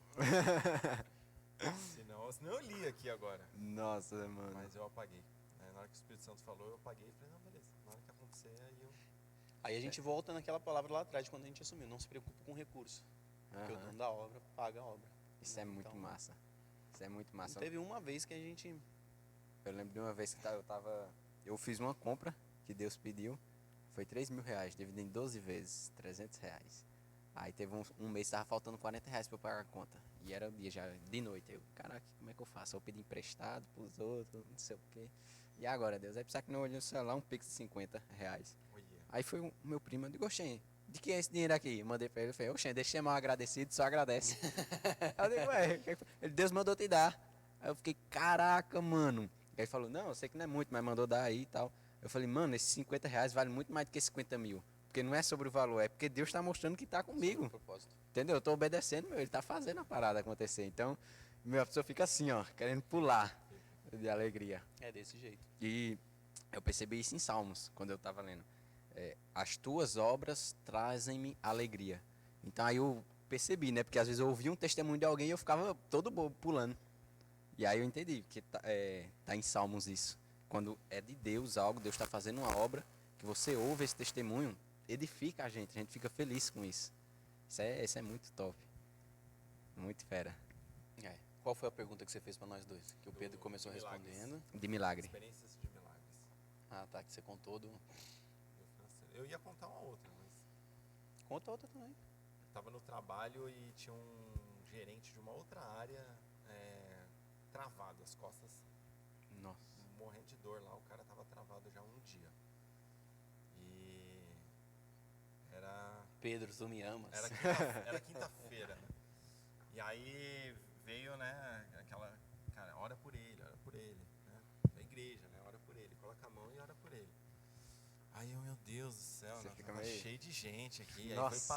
Aí foi passando. Aí eu falei, não, vou segurar aqui no trabalho. Aí ele passou devagarinho atrás da Se cadeira e ele encostou assim. ficar- Seja curado, não. Se ele ficar aí foi todo mundo embora. Eu falei, agora já foi embora, né? No meu setor tava vazio, não tinha mais ninguém. Daí o cara não passa no meu setor? Eu falei, é agora ou nunca, né? Uma tem oportunidade desculpa. melhor que essa, sem ninguém aqui pra Aham. ver, é impossível, né? Aí Rodolfo, o nome dele. Rodolfo, tá doendo ainda as tuas costas? Tá, tô travado. Tá doendo muito. Aí eu falei, cara, posso orar por você? Ele pode? Claro, eu falei, olha, eu creio num Deus vivo, mesmo Deus mesmo Jesus que andou na terra e curava os enfermos, eu creio que ele continua vivo, mora em mim e pode te curar. Não sei se ele vai, mas pode. Falei, Vê então, que a fé não tava tanta. então eu vou orar, tá bom? Aí ele, claro, pode orar então. Aí orei, uma oração simples. Senhor, coloca o teu nome nessa causa, que o Senhor cure a coluna do Rodolfo, que ele volte a se movimentar sem dor nenhuma, para que o teu nome seja glorificado. Em nome de Jesus. Amém. E aí, como é que tá? Tá doendo. Então, vai em paz. A tua fé não te salvou? Falei, vai em paz e que o Senhor te traga cura, né? E aí isso foi na quinta, né? Na sexta, eu ainda o vi, ele estava com dor. E aí ele falou assim, depois ele veio me contar, né?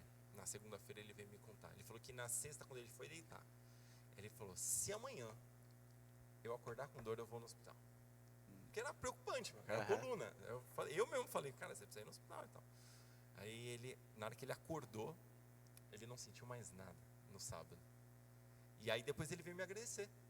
Porque eu orei, apesar de eu ter orado na quinta à noite, e aí ele foi só ser curado de sexta para sábado, ele veio me agradecer e ele entendeu que isso foi uma cura divina, um milagre divino. Então ele veio me agradecer pela oração e tal, e ele veio me contar esse testemunho.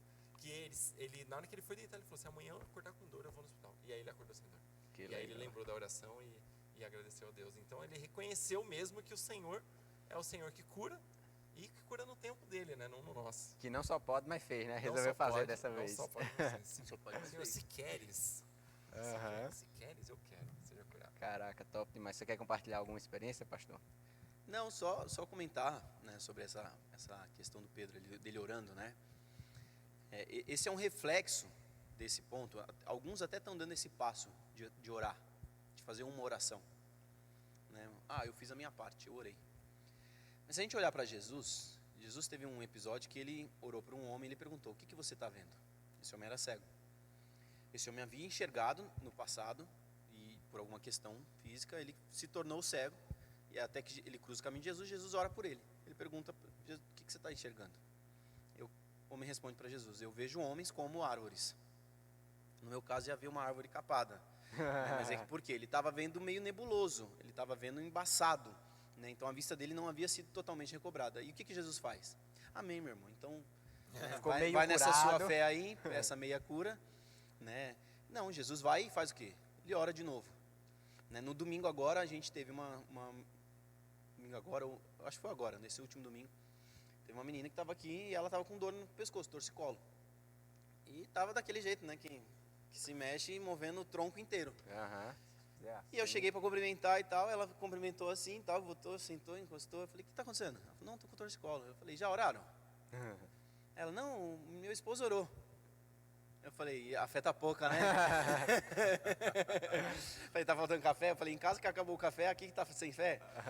Aí ela, não, a gente orou e tal, né? Vai melhorar, é que dormi de mau jeito e tal. Aí brinquei ali e tal, falei, posso orar? Pode. Aí eu orei uma vez, falei, e aí? Aí ela mexeu o tronco inteiro, ela falou, tá doendo ainda. Eu falei, vamos orar de novo. Aí eu orei de novo. É constrange a pessoa, né? Aí ela, eu falei, mexe aí. Aí ela já mexeu, ela falou, melhorou. Eu falei, de 0 a 100, quanto que melhorou?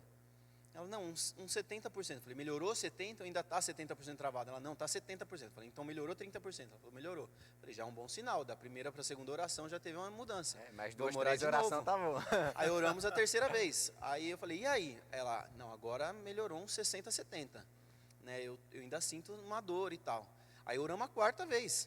Eu falei, e aí? É muita fé. Aí ela mexeu e tal, ela falou, eu não tô com dor, mas eu acho que eu tô com medo, Dá um sabe medinho. assim? Dá um Que medinho, eu tô mexendo, tá sem dor, sem nada, mas parece Dá um que eu receio. sinto lá no fundo. Eu falei, então seja curado completamente. Né? E saí. Então assim, orei 4 vezes com ela. Falei, se tiver que orar 10 vezes, a gente ora 10 vezes. Se eu orar 2, 3 vezes e não ver nada de melhora, eu vou falar, irmã, ou tem algum problema comigo, que é o mais provável, né? Ou tem alguma outra situação acontecendo. Então, né, a gente orou 3 vezes, amém. Mas a gente ora uma, não aconteceu nada. Amém, eu fiz minha parte. Será que a gente fez a nossa parte? Desiste fácil, né? É. Rápido. Então, porque assim, o que eu costumo dizer é, a gente precisa dar passo de fé, mas de fé em risco. Né? Não um risco, vamos abranger maior, né? Não é um risco de morte, eu vou me jogar de uma ponte e Deus vai me segurar. Não, isso é a gente provar o Senhor, né? Num nível que ele não deve ser provado. Então, a gente precisa tomar esse cuidado. Mas a gente precisa se colocar em lugares de risco. Né? Eu ouvi um testemunho essa semana de um cara que ele liderava um movimento. E aí uma menina chegou para ele e pediu uma oração. E essa menina tinha um problema de esclerose múltipla. Então ela estava com a perna já atrofiando, estava com uma perna menor que a outra, toda uma situação acontecendo. E aí, quando a menina pede oração para ele olhou para a menina e ele falou, cara, na mente dele, ele falou, eu não tenho fé para isso. Mas ele falou, Deus, eu vou me colocar num risco aqui que é um risco maior do que o risco que eu correria naturalmente. Ele falou que pegou o microfone, chamou a atenção de todo mundo, falou, todo mundo olha para cá, pega o seu celular e começa a filmar, porque Deus vai curar agora. Forte. E vocês vão ver o movimento de Deus curando essa moça. Mano, não era ele, era o Espírito Essa Santo. menina. Porque se ele tava Não, duvidando, como é que ele ia fazer deu um isso? passo de fé pensa que em risco. Porque ele falou, Deus, aí quando ele fez isso, ele falou, Deus, agora é contigo, porque eu já não tenho reputação. Se não der bom, eu já não tenho Vai ser reputação. apedrejado ali mesmo. É contigo. Né? E aí ele falou que orou e foi uma oração. Ele falou, todo mundo ora, estende a mão e ora para cá. Vamos orar por essa moça. Né? E o que ele fez ali? Porque eu costumo dizer que a gente precisa ter obediência também, até para orar por alguém, nesse sentido de cura. Por quê? A Bíblia não nos diz para ide e orai pelos enfermos. Ela diz, ide e curai os enfermos. Então nós temos uma direção de cura, nós não temos uma direção de Deus, se tu queres, que o Pedro até brincou aqui, se tu queres, cura esse homem. Não tem essa direção bíblica. É ide e curai. Tanto que você vê, todo mundo que cruzou o caminho de Cristo doente, enquanto Jesus estava vivo aqui nessa terra, foi curado, foi tocado de alguma forma. Até um menino morto ressuscitou. Existem 2 ressurreições por meio de Cristo. Um menino que estava sendo levado para o enterro, e o outro lá, amigo de Cristo, quem era? Lázaro. Lázaro, sai para fora, Lázaro. 4 dias já, fedido. Por quê? Porque Deus é vida, Jesus é o próprio Cristo, é a própria vida. Então todo mundo que cruzou o caminho de Jesus enfermo foi curado. Né? Então a gente precisa dar esse passo de obediência. Deus, se não fizer, eu costumo brincar, gente, vou orar aqui. Se você não for curado, o problema foi eu. Se você for curado, a glória é de Deus. Pronto. Não preciso me preocupar com a minha reputação. Porque a nossa reputação não vale de nada. É a reputação dele que vale. Sim. Então já orei. Eu orei por um homem uma vez que tem uma placa de ferro na perna. Não tem osso, ele tem uma placa de ferro na perna. A gente orou, eu falei, cara, e essa placa é menor do que a perna do lado, né? Então, sei lá, acho que a perna esquerda tem a placa, a perna direita é osso normal. A perna esquerda com a placa é menor. E aí, quando tem mudança climática, aqueles negócios todos, sente dor, dói, incomoda, tem todo um porquê por trás.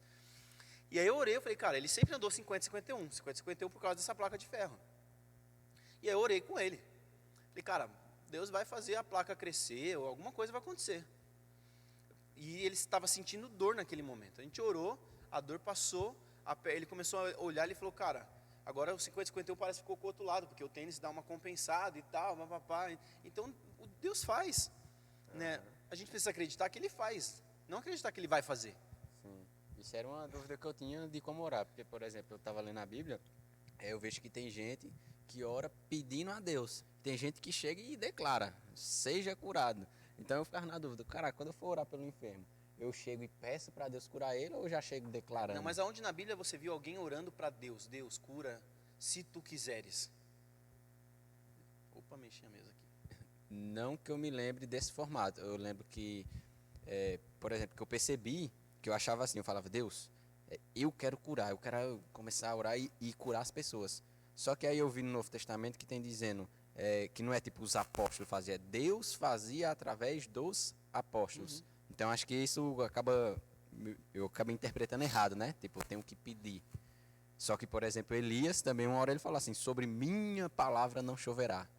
Eu fiquei, ué, como é que é isso? Sim, esse episódio mesmo de Elias, aonde que ele consultou Deus? Exato, Ele nem não consultou perguntou, Deus. e nem Eu Deus faço mandou, isso, eu não. acho. Ele declarou e aconteceu. Os céus se movem sob a palavra de um homem que é de Deus.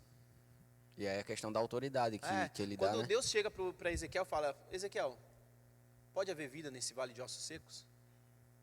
Ezequiel faz o quê? Tu sabes. Uhum.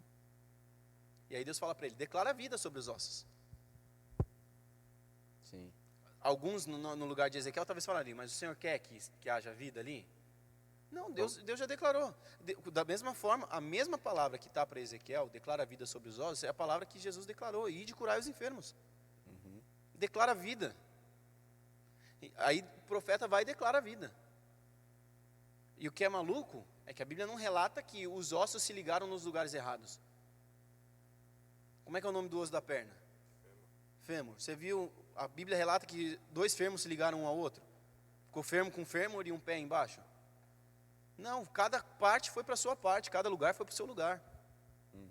Então, a gente tem que orar declarando isso mesmo. Eu declaro cura, eu declaro vida. Essa moça que estava com torcicolo, eu falei, cara, que toda dor saia, que todo problema nos ossos, na coluna, no pescoço, retrocedam, que toda limitação de movimento saia, no nome de Jesus, ponto. Orei 4, 5 vezes para isso acontecer completamente, aconteceu. Já tive caso de orar e nada acontecer. E Tem que ter mais ousadia, hein? Porque eu acho que esse é o jeito certo. Quando for curar, é feito que você falou, né? Jesus falou, ide e curai.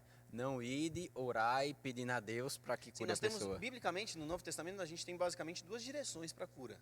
Uma, se você sabe que tem alguém enfermo, leve essa pessoa até os presbíteros. Quando trata de presbíteros, fala de alguém mais maduro na fé, fala de alguém que já está há anos caminhando com Cristo, para que eles orem com unção com óleo, para que essa pessoa seja curada. E a outra é essa primeira E a que outra você é falou. ir de curar os enfermos. Mas quando você orou e a pessoa não foi curada, você ficou tipo frustrado? Por que, Senhor? Cara, eu não me recordo, que eu me lembre aqui, eu já tive uma situação, por exemplo, eu me lembrei agora do meu pai, uma situação que ele te ora aqui pelo meu ombro. Orei pelo ombro dele, falei, e aí? Ele, nada. Orei 2, 3 vezes, eu falei, mano, eu vou orar 10 vezes. Na terceira vez ele falou, tia, amém, tá tranquilo, obrigado e tal. Né, eu vou consultar o médico, porque parece que tem alguma coisa com ligamentos e tudo mais. E aí ele entendeu que era o suficiente. Porque naquele mesmo dia, naquele mesmo momento ali, a gente estava orando para algumas pessoas na igreja e pessoas que estavam sem movimento na mão, por exemplo. Tinha um menino que pegava uma cadeira com a mão direita, ele levantava. Ele pegava com a mão esquerda, ele chegava até um certo ponto, ele não conseguia levantar a partir daquilo.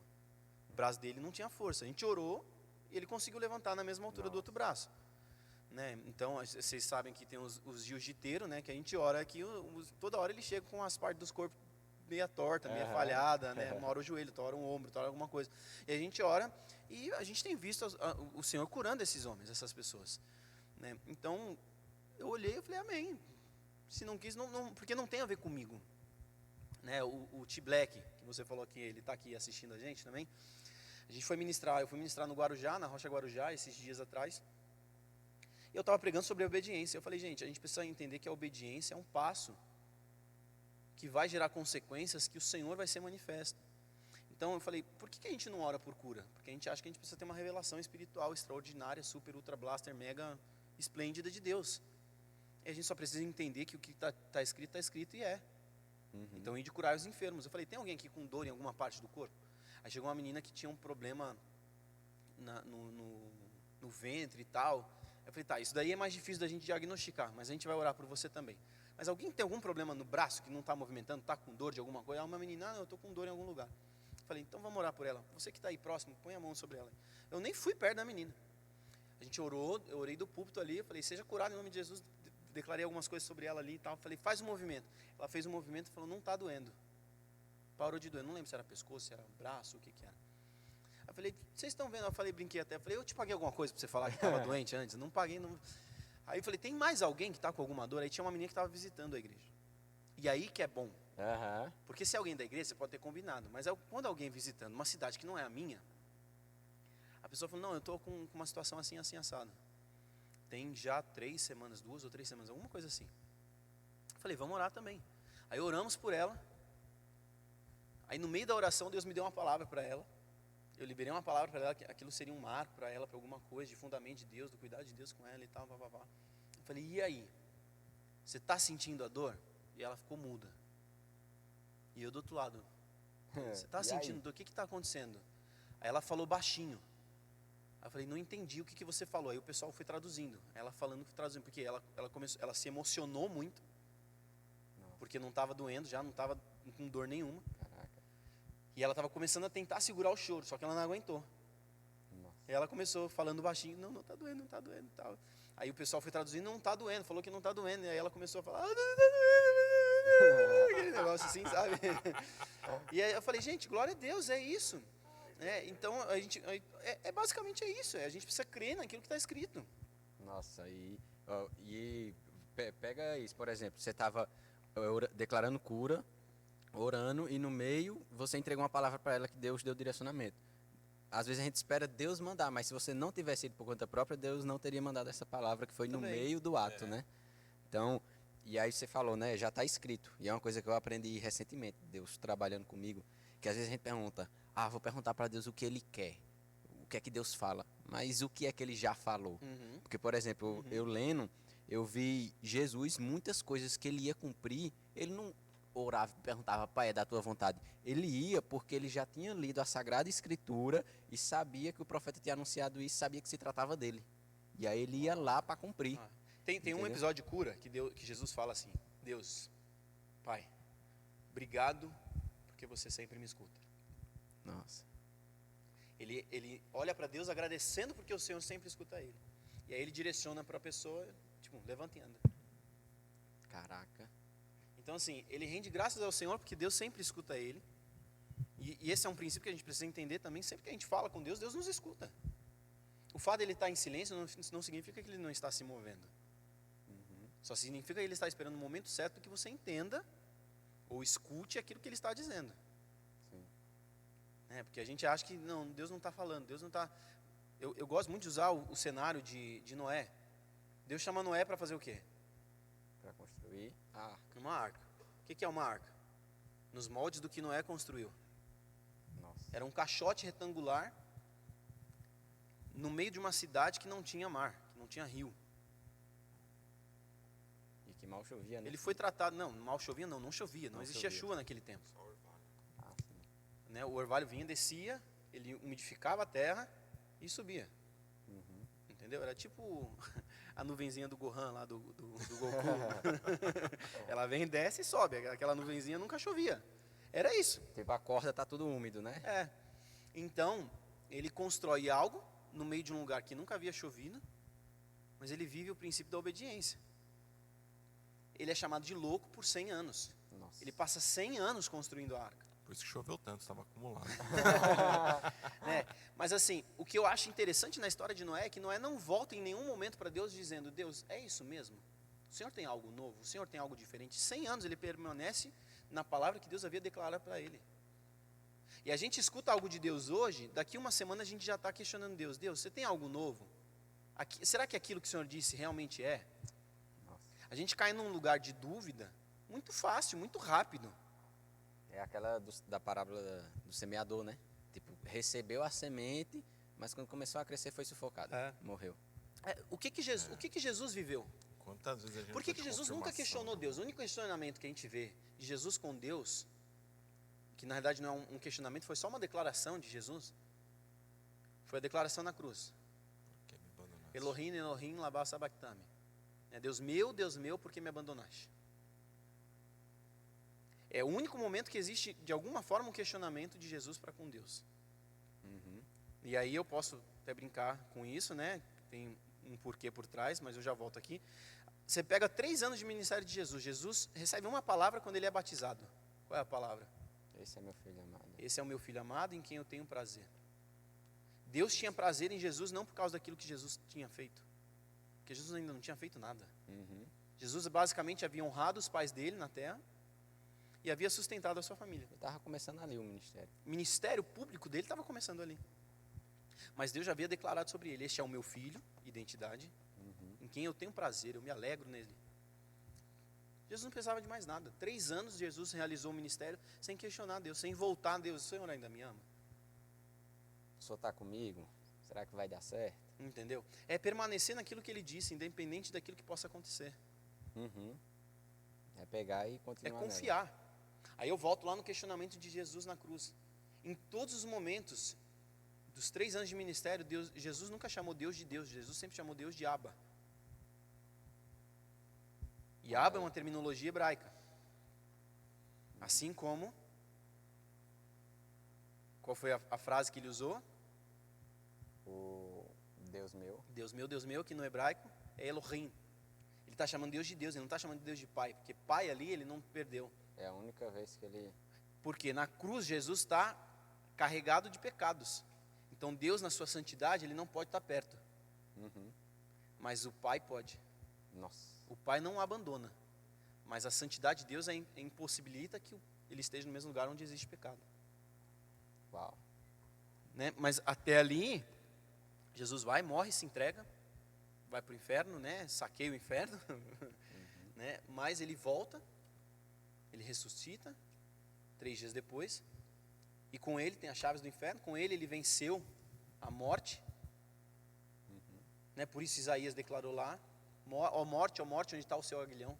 Nossa. Porque Jesus venceu a morte. Né? Então por quê? Porque Jesus obedeceu.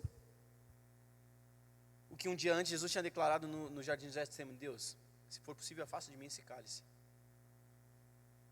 Mas seja feita a sua vontade. Ele honra a Deus em obediência, apesar de não ser o que ele queria. Sim, e tem várias passagens que eu vi muito no livro de João. Que no livro de João tem muita pregação inteira assim de Jesus, ele falando muito. E eu vi muitas vezes ele repetindo: eu não estou fazendo o que eu quero, mas sim o que o Pai quer. Eu não venho entregar as minhas palavras, mas ensinamento do Pai. Isso. Então ele fala muito. Eu não falo o que eu quero falar, eu falo daquilo que eu ouvi o meu pai falar, né? Então é sempre a partir de Deus. Sim, é obediência pura 100%. Exato, é isso. Nossa, Desse surreal. Caramba. Caraca, Muita bagagem, né? Aham, e eu... Tantos livros lidos. Valeu a pena, né? E queria que o senhor falasse rapidinho, porque o senhor tem compromisso, né? Daqui a pouco já vai dar meio-dia. Eu queria que o senhor falasse um pouquinho da sua conversão, porque o senhor nasceu em igreja, como é que foi isso? Porque, assim, cada um tem uma história para contar, né? Então, ir e dar testemunho. Então, tem pessoas que passou anos no mundão, tem pessoas que nasceu na igreja, já sempre foi fiel, tem pessoas que nasceu na igreja, mas não era com Deus. Ele nasceu pronto já, filho. Então, eu queria ouvir de você a sua visão. Nada pronto, filho. Eu era filho de pastor e na igreja eu era aquele que tocava o terror. Né? Tanto que os diáconos chegavam para me chamar a atenção e falavam: eu sou filho do pastor. Então, assim, eu era bem... Eu brinco que esse corpinho o diabo nunca pertenceu. Né? Mas eu nunca fui endemoniado, mas eu sempre fui atormentado. Então... eu tive experiências com Deus ainda novo, né? Mas assim, eu não lembro exatamente o dia que eu me converti. Isso foi algo que de alguma forma até me martirizou durante um tempo. Porque, não, se você não lembra do dia que você aceitou a Cristo de fato, você não se converteu e tal. E eu ouvi algumas pessoas declarando isso, eu falei: Deus, então eu não sou convertido. Né? Qual foi o dia que eu me converti? Qual foi o dia que eu aceitei o Senhor de fato como meu Senhor e Salvador? Eu de fato não lembro o dia. Mas eu vim passando por processos. Né? Meus pais como pastores, eu sempre enfiado dentro da igreja, quantas vezes, né? Inúmeras fotos lá atrás, aquela foto do envelope amarelo da Kodak, que tinha a revelação, né? Que a gente mandava revelar, aquele rolo de fotografia. Eu estava em cima do púlpito dormindo, porque já era 2, 3 horas da manhã na igreja, a gente tinha arrumado, a gente estava organizando, estava fazendo alguma coisa, ou tinha um aconselhamento, ou tinha uma questão lá de estão expulsando demônio, alguma coisa assim. Então, eu vivi experiências com Deus ainda muito novo. Né? Então, desde muito cedo, eu fui tendo essas experiências, fui tendo convicção, fui crescendo nesse processo. Né? Mas eu costumo dizer que a gente não se converte uma vez, a gente se converte todos os dias. Né? O processo com Cristo é a gente dizer não para o mundo todos os dias, é a gente continuar dizendo sim para Ele o tempo inteiro. Né? Então, todo dia a gente passa pelo anseio de dizer sim pelo Senhor ou não para Ele. Então, a conversão é um processo diário, é um processo frequente. Né? Então, eu lembro que com 10 para 11 anos, eu fui batizado, eu já tinha convicção daquilo. Né? Meus pais sempre foram muito polidos de não batizar alguém que não tivesse convicção nesse sentido. Né? E, inclusive, quem fez o meu batismo não foi meu pai, foi um outro ministro da igreja ali, naquele momento, ele que conduziu. Tio, o que é Cristo? Algumas perguntas básicas, né? Por que você quer se batizar? Ah, porque eu quero dar um mergulho na piscina. Meu amigo, volta ano que vem. Né? Vai no acampamento da igreja, você mergulha na piscina, procura uma piscina. Né? Então, a gente passou por um processo. Né? E eu costumo dizer, quando é que você amou a sua esposa? Qual foi o primeiro dia que você amou a sua esposa? É um processo de construção. Não é um processo que assim, eu amo ela. Cara, eu lembro que quando eu vi a minha esposa, eu falei, eu vou casar com essa mulher. Mas não foi um processo que naquele momento eu já amava ela. Mas foi um processo que eu já me identifiquei, eu gostei de coisas nela. Né? Então, o processo de amar é um processo de construção. Como também o processo de deixar de amar é um processo de desconstrução. E aí, falando de amor, essa é uma questão importante, porque a gente vê muita gente dizendo, né, não, a gente precisa voltar ao primeiro amor. Não existe versículo bíblico dizendo isso. O versículo de Apocalipse não diz de voltar ao primeiro amor. Ele diz de voltar às primeiras obras. Meu Deus. Quais são as primeiras obras? Você lembra quando você se converteu? Quais são as primeiras obras? Ler a Bíblia 3 vezes por dia. Você lia a Bíblia doidado, você orava doidado, você queria fazer tudo na igreja doidado, você estava envolvida doidado, você orava, jejuava, você buscava. É isso, é aquela intensidade com Deus. Sim, a mesma entrega. Né? Tem aquela canção que diz, que a gente gosta muito, que é uma canção antiga, né? Quero voltar ao primeiro amor. Eu só brinco que ela não é tão bíblica, porque não existe voltar ao primeiro amor. Né? Então, é o voltar às primeiras obras. Vou até pegar o versículo aqui para a gente ler, para não ficar no ar aqui. Mas enquanto o Pedro fala aí talvez um pouco, eu pego o versículo. Mas a gente precisa entender isso, é um processo de construção. Né? Então, você aceita Cristo, aleluia, você está salvo. Mas existe um processo de construção que é para Ele se tornar seu Senhor também. Porque a gente quer o Cristo Salvador, mas a gente não quer o Cristo Senhor. E se Ele não for tudo, Ele não é nada. Nossa. Real. Entendeu? Real. Então, para mim, esse processo de conversão foi um processo de construção, de fato. Né? Eu não lembro o dia que eu aceitei a Cristo. Na realidade, eu me lembro que umas 10, 20 vezes eu ia lá na frente aceitando a Cristo. Ainda novo. Né? Eu lembro que, por exemplo, eu gostava de ir para a igreja, por quê? Quando criança? Porque tinha um ministério infantil. Quando chegou no processo de transição, que eu não ia mais para o ministério infantil, que eu precisava ficar assistindo a palavra, eu falava, não quero mais ir, não gosto da palavra, eu não entendo muito da palavra. Mas era um processo de construção. Entendeu? Então, tudo isso é um processo de construção, é um processo que vai acontecendo, que vai sendo realizado. Né? Então, para mim, foi dessa maneira. Tem alguns que lembram, eu lembro o dia que eu aceitei a Cristo. E você, Pedro, lembra o dia que você decidiu amar sua esposa? Não. Hoje eu amo essa mulher. Ontem não, mas hoje, a partir de hoje, sim. Acho que é Apocalipse 2, 4, versículo 4 e 5. Lê pra gente. Contudo, tenho contra você uma queixa. Você abandonou o amor que tinha no princípio. Veja até onde você caiu. Arrependa-se e volte a praticar as obras que no início praticava. Volte a praticar as obras. Você perdeu o amor, então volte a praticar as obras. Ele não está falando volte ao amor. Do contrário, virei até você e tirarei seu candelabro de seu lugar entre as igrejas. Nossa, essa é a parte que ninguém quer ler, né? Só quer, do contrário. Falou de amor, aí todo mundo, vamos falar de amor. Agora falou de Como responsabilidade. é que é Apocalipse 2? Versículo 4 e 5. Vou procurar outra versão. E aí quando fala de fazer, de obra, aí pô, não é bem assim. E tá em João, cara, esse é muito forte. Jesus fala sobre isso umas 3 vezes. Aquele que diz que me ama e não tem os meus mandamentos, isso é mentiroso. Aquele que tem os meus 4:19. aquele que tem os meus mandamentos e os guarda, esse é quem me ama. Então, cara, tipo, as obras a gente Não, se e envolver aqui é reflexo. O primeiro João 4,19, se eu não me engano, é: se você diz que ama o Senhor, mas não ama o teu próximo, então você não me ama. Porque você não ama quem vê, quanto mais a quem você não vê. Nossa. Nossa, e tem outro. Quem ama o mundo, o amor do Pai não está nele. Então meu, caraca, é explícito, né? Agora tem que ler a Bíblia. Que é como a gente tinha falado, né? Muitas pessoas não leem a Bíblia, mas leem a sua vida. Então por isso que a gente tem que ir, por esses e outros motivos, a gente tem que viver a Bíblia 100%. E aí, claro, o melhor que a gente pode, Deus vai trabalhando. E aí a gente tem que incentivar mais as pessoas a lerem a Bíblia.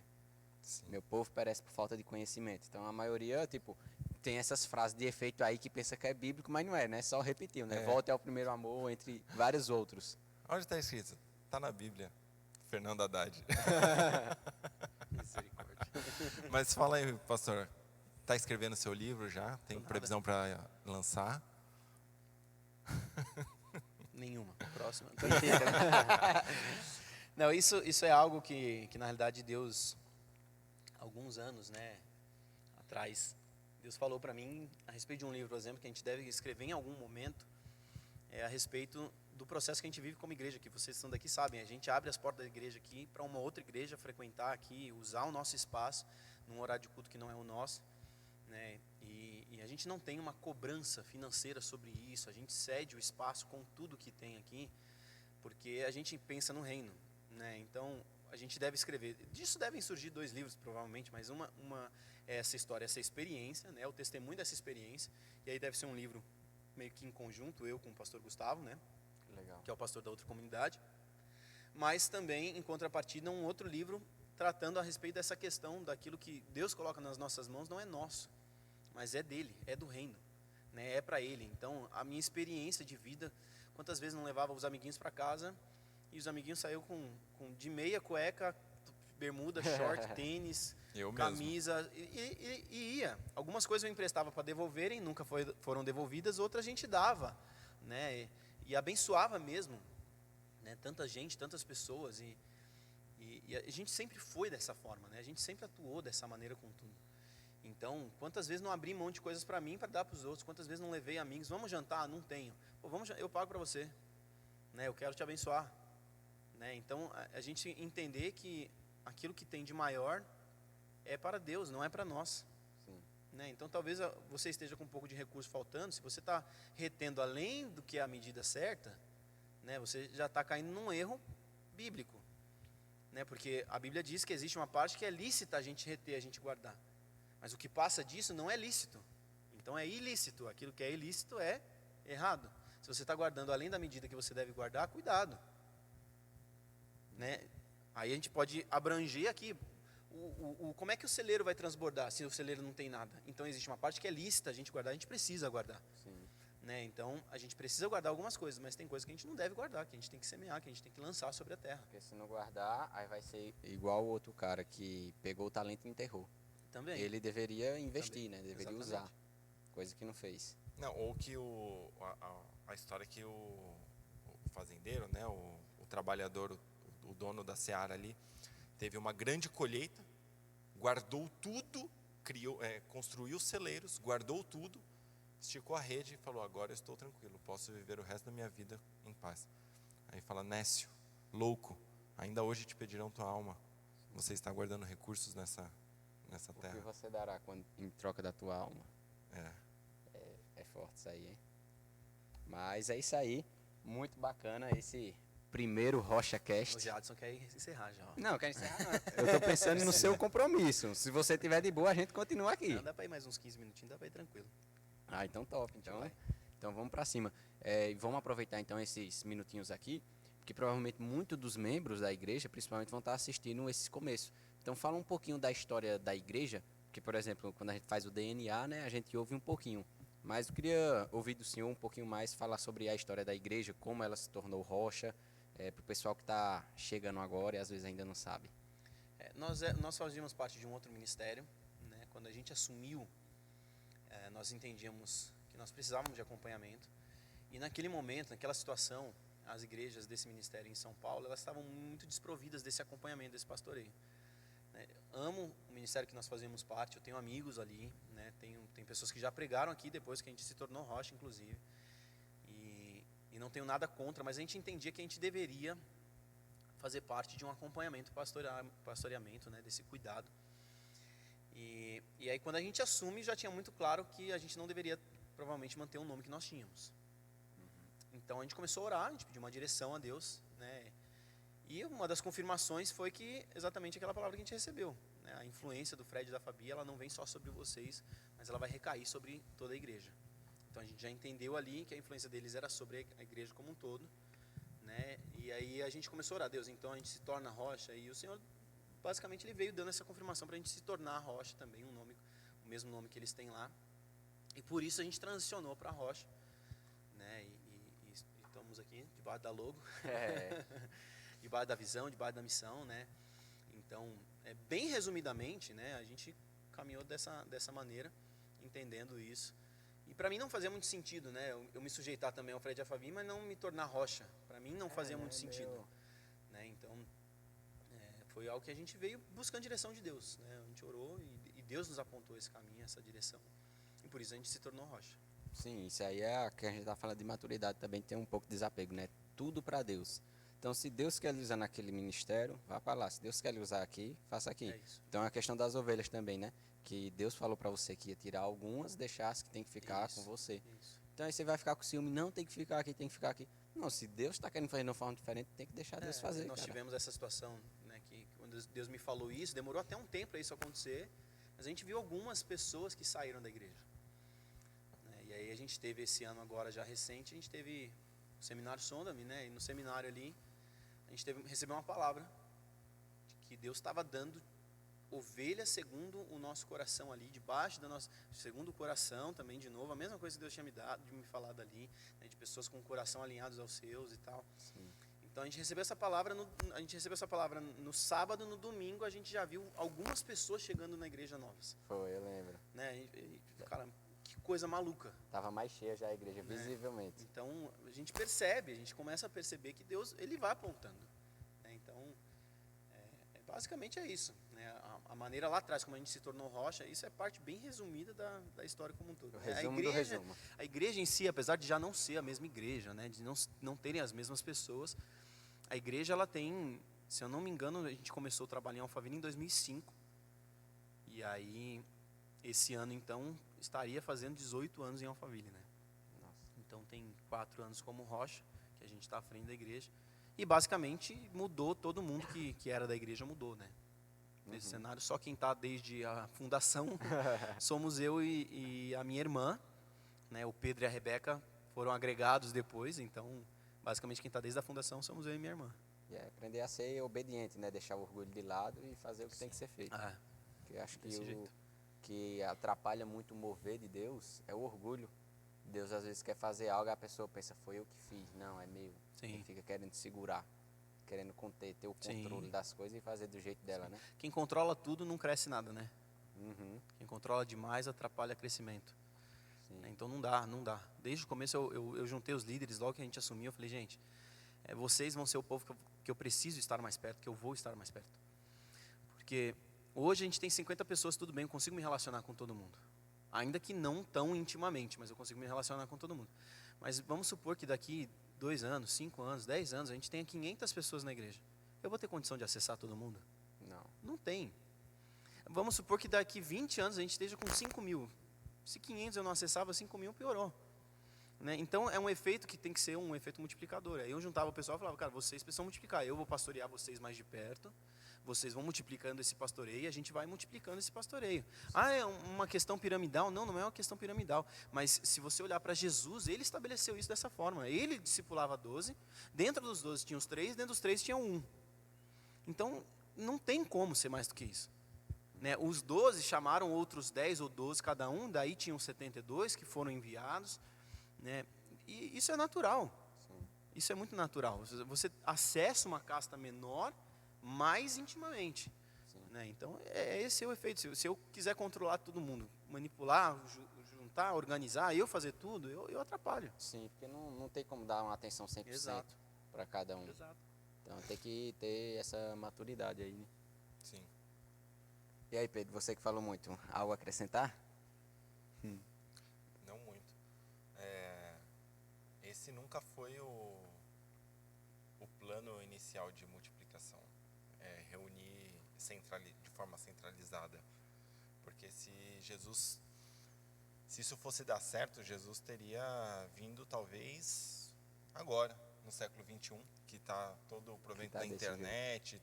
Ele poderia pregar diretamente para todo mundo, ser seguido diretamente por todos via redes sociais, e aí todos veriam os passos dele. Mas não, o plano era discipulado. Né? Então, ele veio implantar um modelo de discipulado, do qual ele cuidou de 12. Vão e façam o mesmo. Tem que ser algo pessoal, né? Tem que ser algo pessoal. Proximidade, por isso que a importância das células também. Muito legal. Dividir e multiplicar. Total. Então vamos estar expandindo aí, aproveitando, já mandar os recados aqui. Você que não participa de nenhuma célula, entre em contato com a Dalila para quase tudo, que aí ela tira suas dúvidas. E aí participe da célula mais próxima da sua casa. E venha, você que nunca veio aqui na Rocha, venha fazer uma visita. Eu lembro no primeiro dia que eu vim fazer uma visita aqui, eu me mudei para cá. E aí eu passei aqui, nossa, legal, igreja da parede preta, nunca tinha ido em uma. Vamos lá, ó, church a gente nunca foi. Aí passou os dias, amor, acho que eu vou lá hoje. Ela tava fazendo outra coisa, tá bom, amor, vai. Aí eu escolhi na roupa, botei um short, mostrando as canelas, vim de short, vim meio assim. Chinelo. Na hora que eu entrei, aí eu vi os irmãos, vi o T-Black, o Márcio. Aí De o Pedro, paletó, de mentira. né? Aí o Pedro ficou me olhando lá de cima, não foi, Pedro? Você é doido? Quer falar um pouquinho? Caramba, quem é esse cara? Tá Que entrando calor de é esse que chinelo ele tá aqui? sentindo? De chinelo, com as canelas de fora. Mas aí Deus colocou uma inquietude no meu coração, cara. O Senhor quer falar com esse cara, quer ministrar pra ele. Eu falei, não vou descer não. Nunca viu o sou cara na desse, vida? né? Nunca vi o cara na vida. cara não tá ali na não sou vida, desse pô, de lá ficar em entregando cima. palavra, torta direita aí. Não sei, vai que não é, né? E o Senhor colocando uma inquietude, já não conseguia prestar mais atenção em louvor, em nada. Aí eu vou ter que ir lá. Aí desci, aí tem uma coisa também, né? Toda vez que eu vou falar com alguém, eu sempre dou uma consultada no Márcio, no Tim Black. Falei, é a primeira vez, né? Desse aí, é a primeira vez. Porque senão eu me apresento pra gente que já veio 3 vezes. Porque eu também sou ruim de decorar nome e rosto. Daí, aí eu falei, ele falou, é a primeira vez e tal. E aí foi onde eu te abordei, falei, cara, preciso falar um negócio com você. Eu particularmente hoje não lembro exatamente o que eu falei, mas estava queimando no meu coração, no meu peito, eu precisava te entregar uma palavra. Nem lembro Te direito que abracei foi. ali e falei, eu lembro que tinha alguma coisa a ver com família, com pai. paternidade. E o engraçado é que antes de ir para a igreja eu tinha subido lá na cobertura do prédio, que tá em reforma, aí ninguém vai lá. Aí o monte particular, né? Aí eu fui e orei para Deus pedindo confirmação. Nem lembro mais do que é também, mas essa oração foi confirmação disso. Uau. Então eu pedi lá, vim, cheguei, eu acho que não deu 5 minutos que eu tava lá, 10. Aí você veio e entregou. Meu Deus. E ainda entregou um bônus, né? Porque eu nem tinha perguntado isso, mas Deus entregou de lata. Que foi o quê? Ele fala, né, dos nossos erros, nossas falhas. Aí falou de um trauma que eu tinha. Eu entendi, né? Claro que não foi só a palavra seca, mas todo o contexto. E aí você falou de pai.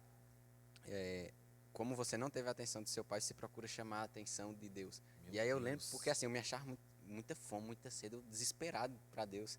Quero ver o Senhor aqui na minha frente agora, um negócio bem louco, entendeu? E é bom, né? Você tem que buscar Deus. Só que nesse dia ele me mostrou que eu estava buscando lá no fundo por um motivo um pouco errado, né? Que é o quê? Tentando compensar outra coisa. E aí todo excesso esconde uma falta. Nossa. E aí quando ele falou isso, eu disse, nossa, caraca, então não, eu quero buscar pelo motivo certo, né? E aí tratou isso dentro de mim, eu, digamos, aquetei o facho, né? Então, Glória a tô indo Deus. com calma, da forma correta, não tô mais naquela euforia. Eu lembro que tinha vezes que eu ficava em secreto, eu pedia coisa absurda pra Deus. Eu falei, Senhor, eu quero ver o Senhor agora. Então eu tava orando de fechado, quero abrir, quero ver o Senhor. Vai morrer, filho. Não, mas Jesus, pelo menos. Vai ver, vai morrer. Aí eu abri o olho tremendo de medo, não tinha nada. Eu digo, nossa, ainda bem que não mostrou, senão eu ia ter um piripaque aqui. Ainda bem que não mostrou. Aí eu dormi, e quando eu dormi, eu sonhei. Deus no trono e Jesus do lado dele em pé, Olha, assim, na nuvem. Eu que fiquei, lindo. caraca. Então, de certa forma era bom, né? Ele atendia muitas vezes. Ele atende, na verdade. Só que aí ele chegou aí desse puxão de orelha. Ó, cuidado, você tá indo pelo motivo errado. E aí eu me equilibrei. E estamos aí na caminhada, né? Uma coisa que me impactou muito desde o primeiro dia que eu vim pra cá foi o cumprimento do mandamento. Amai o próximo como a ti mesmo. Que aqui o pessoal, cara, tipo, realmente você sente o amor de Cristo nas pessoas. Chega abraçando, chega falando. Eu fiquei, caraca, tô em casa aqui. Já era, mano. Vim o primeiro dia, já era. Tô aqui, eu brinco que eu virei do grupo dos Papa Igreja, né? Se tiver 7 dias de evento, tá 7 dias na igreja. É célula, é culto, domingo, é quinta profética, aí vem pra evento, vem pra seminário, não sei o quê, e tá aqui direto. Nossa, você me fez lembrar de um negócio quando eu era adolescente, ainda estudava na escola, e aí tem aquelas redações do que você fez nas férias, né? E nas férias eu dormia dentro da igreja, basicamente. Aí eu ia em uma ou duas células diferentes, porque tinha célula de terça e célula de quarta. Num lugar era de terça, aí eu ia tipo nas duas, aí eu ia no culto, ia no Jovens no sábado, no culto no Nossa. domingo, aí se tinha seminário ia também, e aí eu fiz essa redação. Na segunda eu tava com saudade, Marco, tá com um encontro com a galera. Aí eu fiz essa redação do que eu fiz nas férias, aí o professor olhou, leu tudo. Aí no final da aula ele falou, Pedro, posso conversar com você? Ó, vai com calma e tal.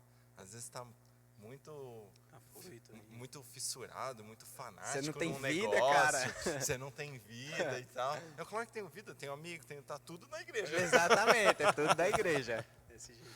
Chamar pra. Eu pratico esporte, vou fazer um jiu-jitsu com o pessoal da igreja. Vou andar de kart, chamo o Ronaldo, da igreja. Tudo o pessoal aqui da igreja. Não, e é muito bom, né? Porque é uma segunda família. É. É muito bom isso aqui. Desse jeito. E estamos aqui para isso, né? Pregar a mensagem, colocar aquilo que Deus faz na nossa vida. Diria que é a primeira família, porque quando falaram para Jesus, tua mãe está lá fora. Minha mãe e meus irmãos são aqueles que ouvem as minhas palavras e as seguem. Aqueles que fazem a vontade do meu Pai, esse é que é minha família, é algo nesse Essa sentido. é a minha família. Caraca. Então ali ele cortou o cordão umbilical, né? Nossa. Eles continuarão sendo minha família se eles seguirem os passos do meu pai. Não, inclusive o primeiro milagre que Jesus realiza, né? Foi porque a mãe pediu. Mas a resposta dele para a mãe é: aqui tenho eu contigo, mulher. Ele não chamou nem de mãe. Mas ainda assim ele honrou a mãe, debaixo do pedido dela, transformou a água em vinho. Aham. Sensacional. Então, pessoal que ouviu o RochaCast de hoje, manda esse podcast para mais pessoas, porque tá na Bíblia que a palavra tem poder de gerar vida e gerar morte. E às vezes o testemunho de uma pessoa pode impactar a outra. Entende? Então, quantas pessoas dizem, eu vi tal pregação e aí eu me converti. Eu vi a mensagem de não sei quem e aí tudo mudou. É isso. Então, uma palavra, às vezes ouvindo uma história, um testemunho meu do pastor, do Pedro, ele olha e diz, cara, eu tô passando por isso, é isso. Entende? Então, realmente a palavra tem poder. Então, envie esse RochaCast para mais gente. Pega o texto, né, que eles acabaram de mencionar. Ame o Senhor, o seu Deus, sobre todas as coisas e o seu próximo como a si mesmo. Se você se ama, gostou desse negócio, manda para alguém. Ame o seu próximo como você se amou. E há de se dizer que é importante ressaltar, porque muita gente fala, não, esses são os 2 maiores mandamentos. Só que não são 2 coisas que estão aí, são 3 coisas que estão aí. Né? Ame o seu Deus sobre todas as coisas e o seu próximo como a si. Tem um requisito. Então você precisa se amar para amar o seu próximo. Se você não está sabendo se amar, então você não tem condição de amar o seu próximo. Sim. Se você está amando o seu próximo mais do que a si mesmo, não, eu abro mão de mim para dar para o meu próximo. Está descompensado. Uhum. Né? Então, ame o Senhor, o seu Deus, sobre todas as coisas. Ele é o primeiro, a primazia de tudo. Mas ame o seu próximo com a si mesmo. A mesma aplicação que você tem para você precisa ter para os outros. Total, com certeza. Porque não vai tirar da família para dar para os outros. Claro, né? Direção de Deus é outra coisa, mas tem que ter prudência. Então, envia e se inscreva para não perder os próximos. Você que nunca veio, venha nos fazer uma visita. E para finalizar aqui, vocês gostariam de deixar um recado final, pessoal que está escutando a gente? Preach the gospel. Quê? Tradução? Pregue o evangelho. Viva o evangelho. Não, beleza. Cadê o Não, ô T-Black, manda aquele texto lá que você mandou. Não, que Aquele encaixa é muito com isso aí. pesado. Meu, a gente leu hoje, o Ti trouxe pra gente. Eu li assim, caraca, mano, pesadíssimo. Então, eu vou pegar esse texto e ler como mensagem final para nós três, fechou? Perfeito. Pessoal, se liga nisso aí. Pode mandar, pode trazer, irmão. Obrigado, hein? Dá um tchau pra câmera, Ti. Ó, isso é de um livro. Qual é o nome do livro, Ti? Tá embaixo. É a última. Os atributos de Deus. Isso. Quem pode falar dos atributos de Deus? De sua autoexistência, sua onisciência, sua onipotência, sua transcendência e assim por diante. Quem pode fazer isso e fazê-lo dignamente? Quem é capaz de alguma coisa semelhante? Eu não sou. Então, tenho somente esta esperança. Da mesma forma que o jumentinho repreendeu a loucura do profeta e o galo cantou à noite para despertar o discípulo e conduziu ao arrependimento, Deus pode também me conduzir e me usar. Da mesma forma que Jesus entrou em Jerusalém montado num jumentinho, oro para que ele queira cavalgar diante do povo, montado em um instrumento tão digno quanto eu. Então, Tão assim, indigno quanto eu. tão indigno quanto eu.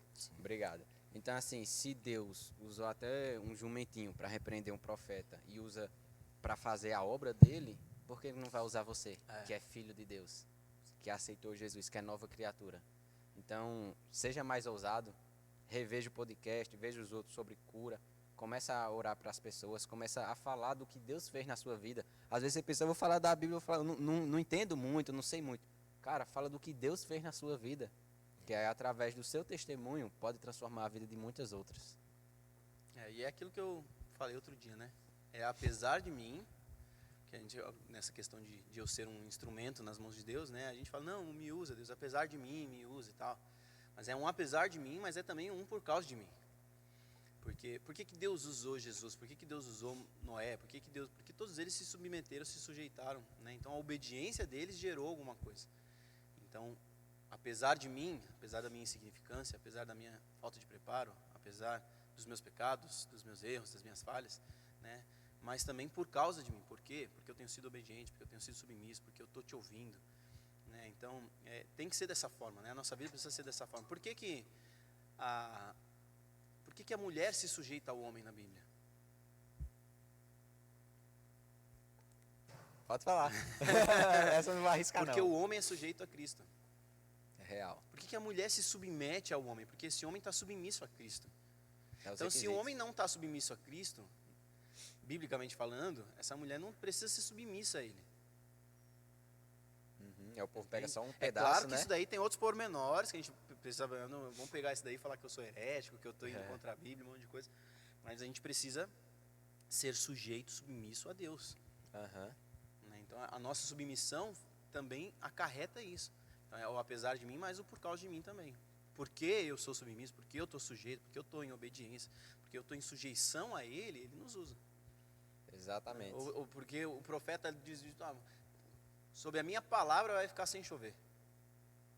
Ousado. Por que O Eliseu. basicamente, o globo terrestre se sujeitou a ele? Porque ele era sujeito a Deus. Nossa. Real, hein? Real, top, hein? Acabamos por aqui.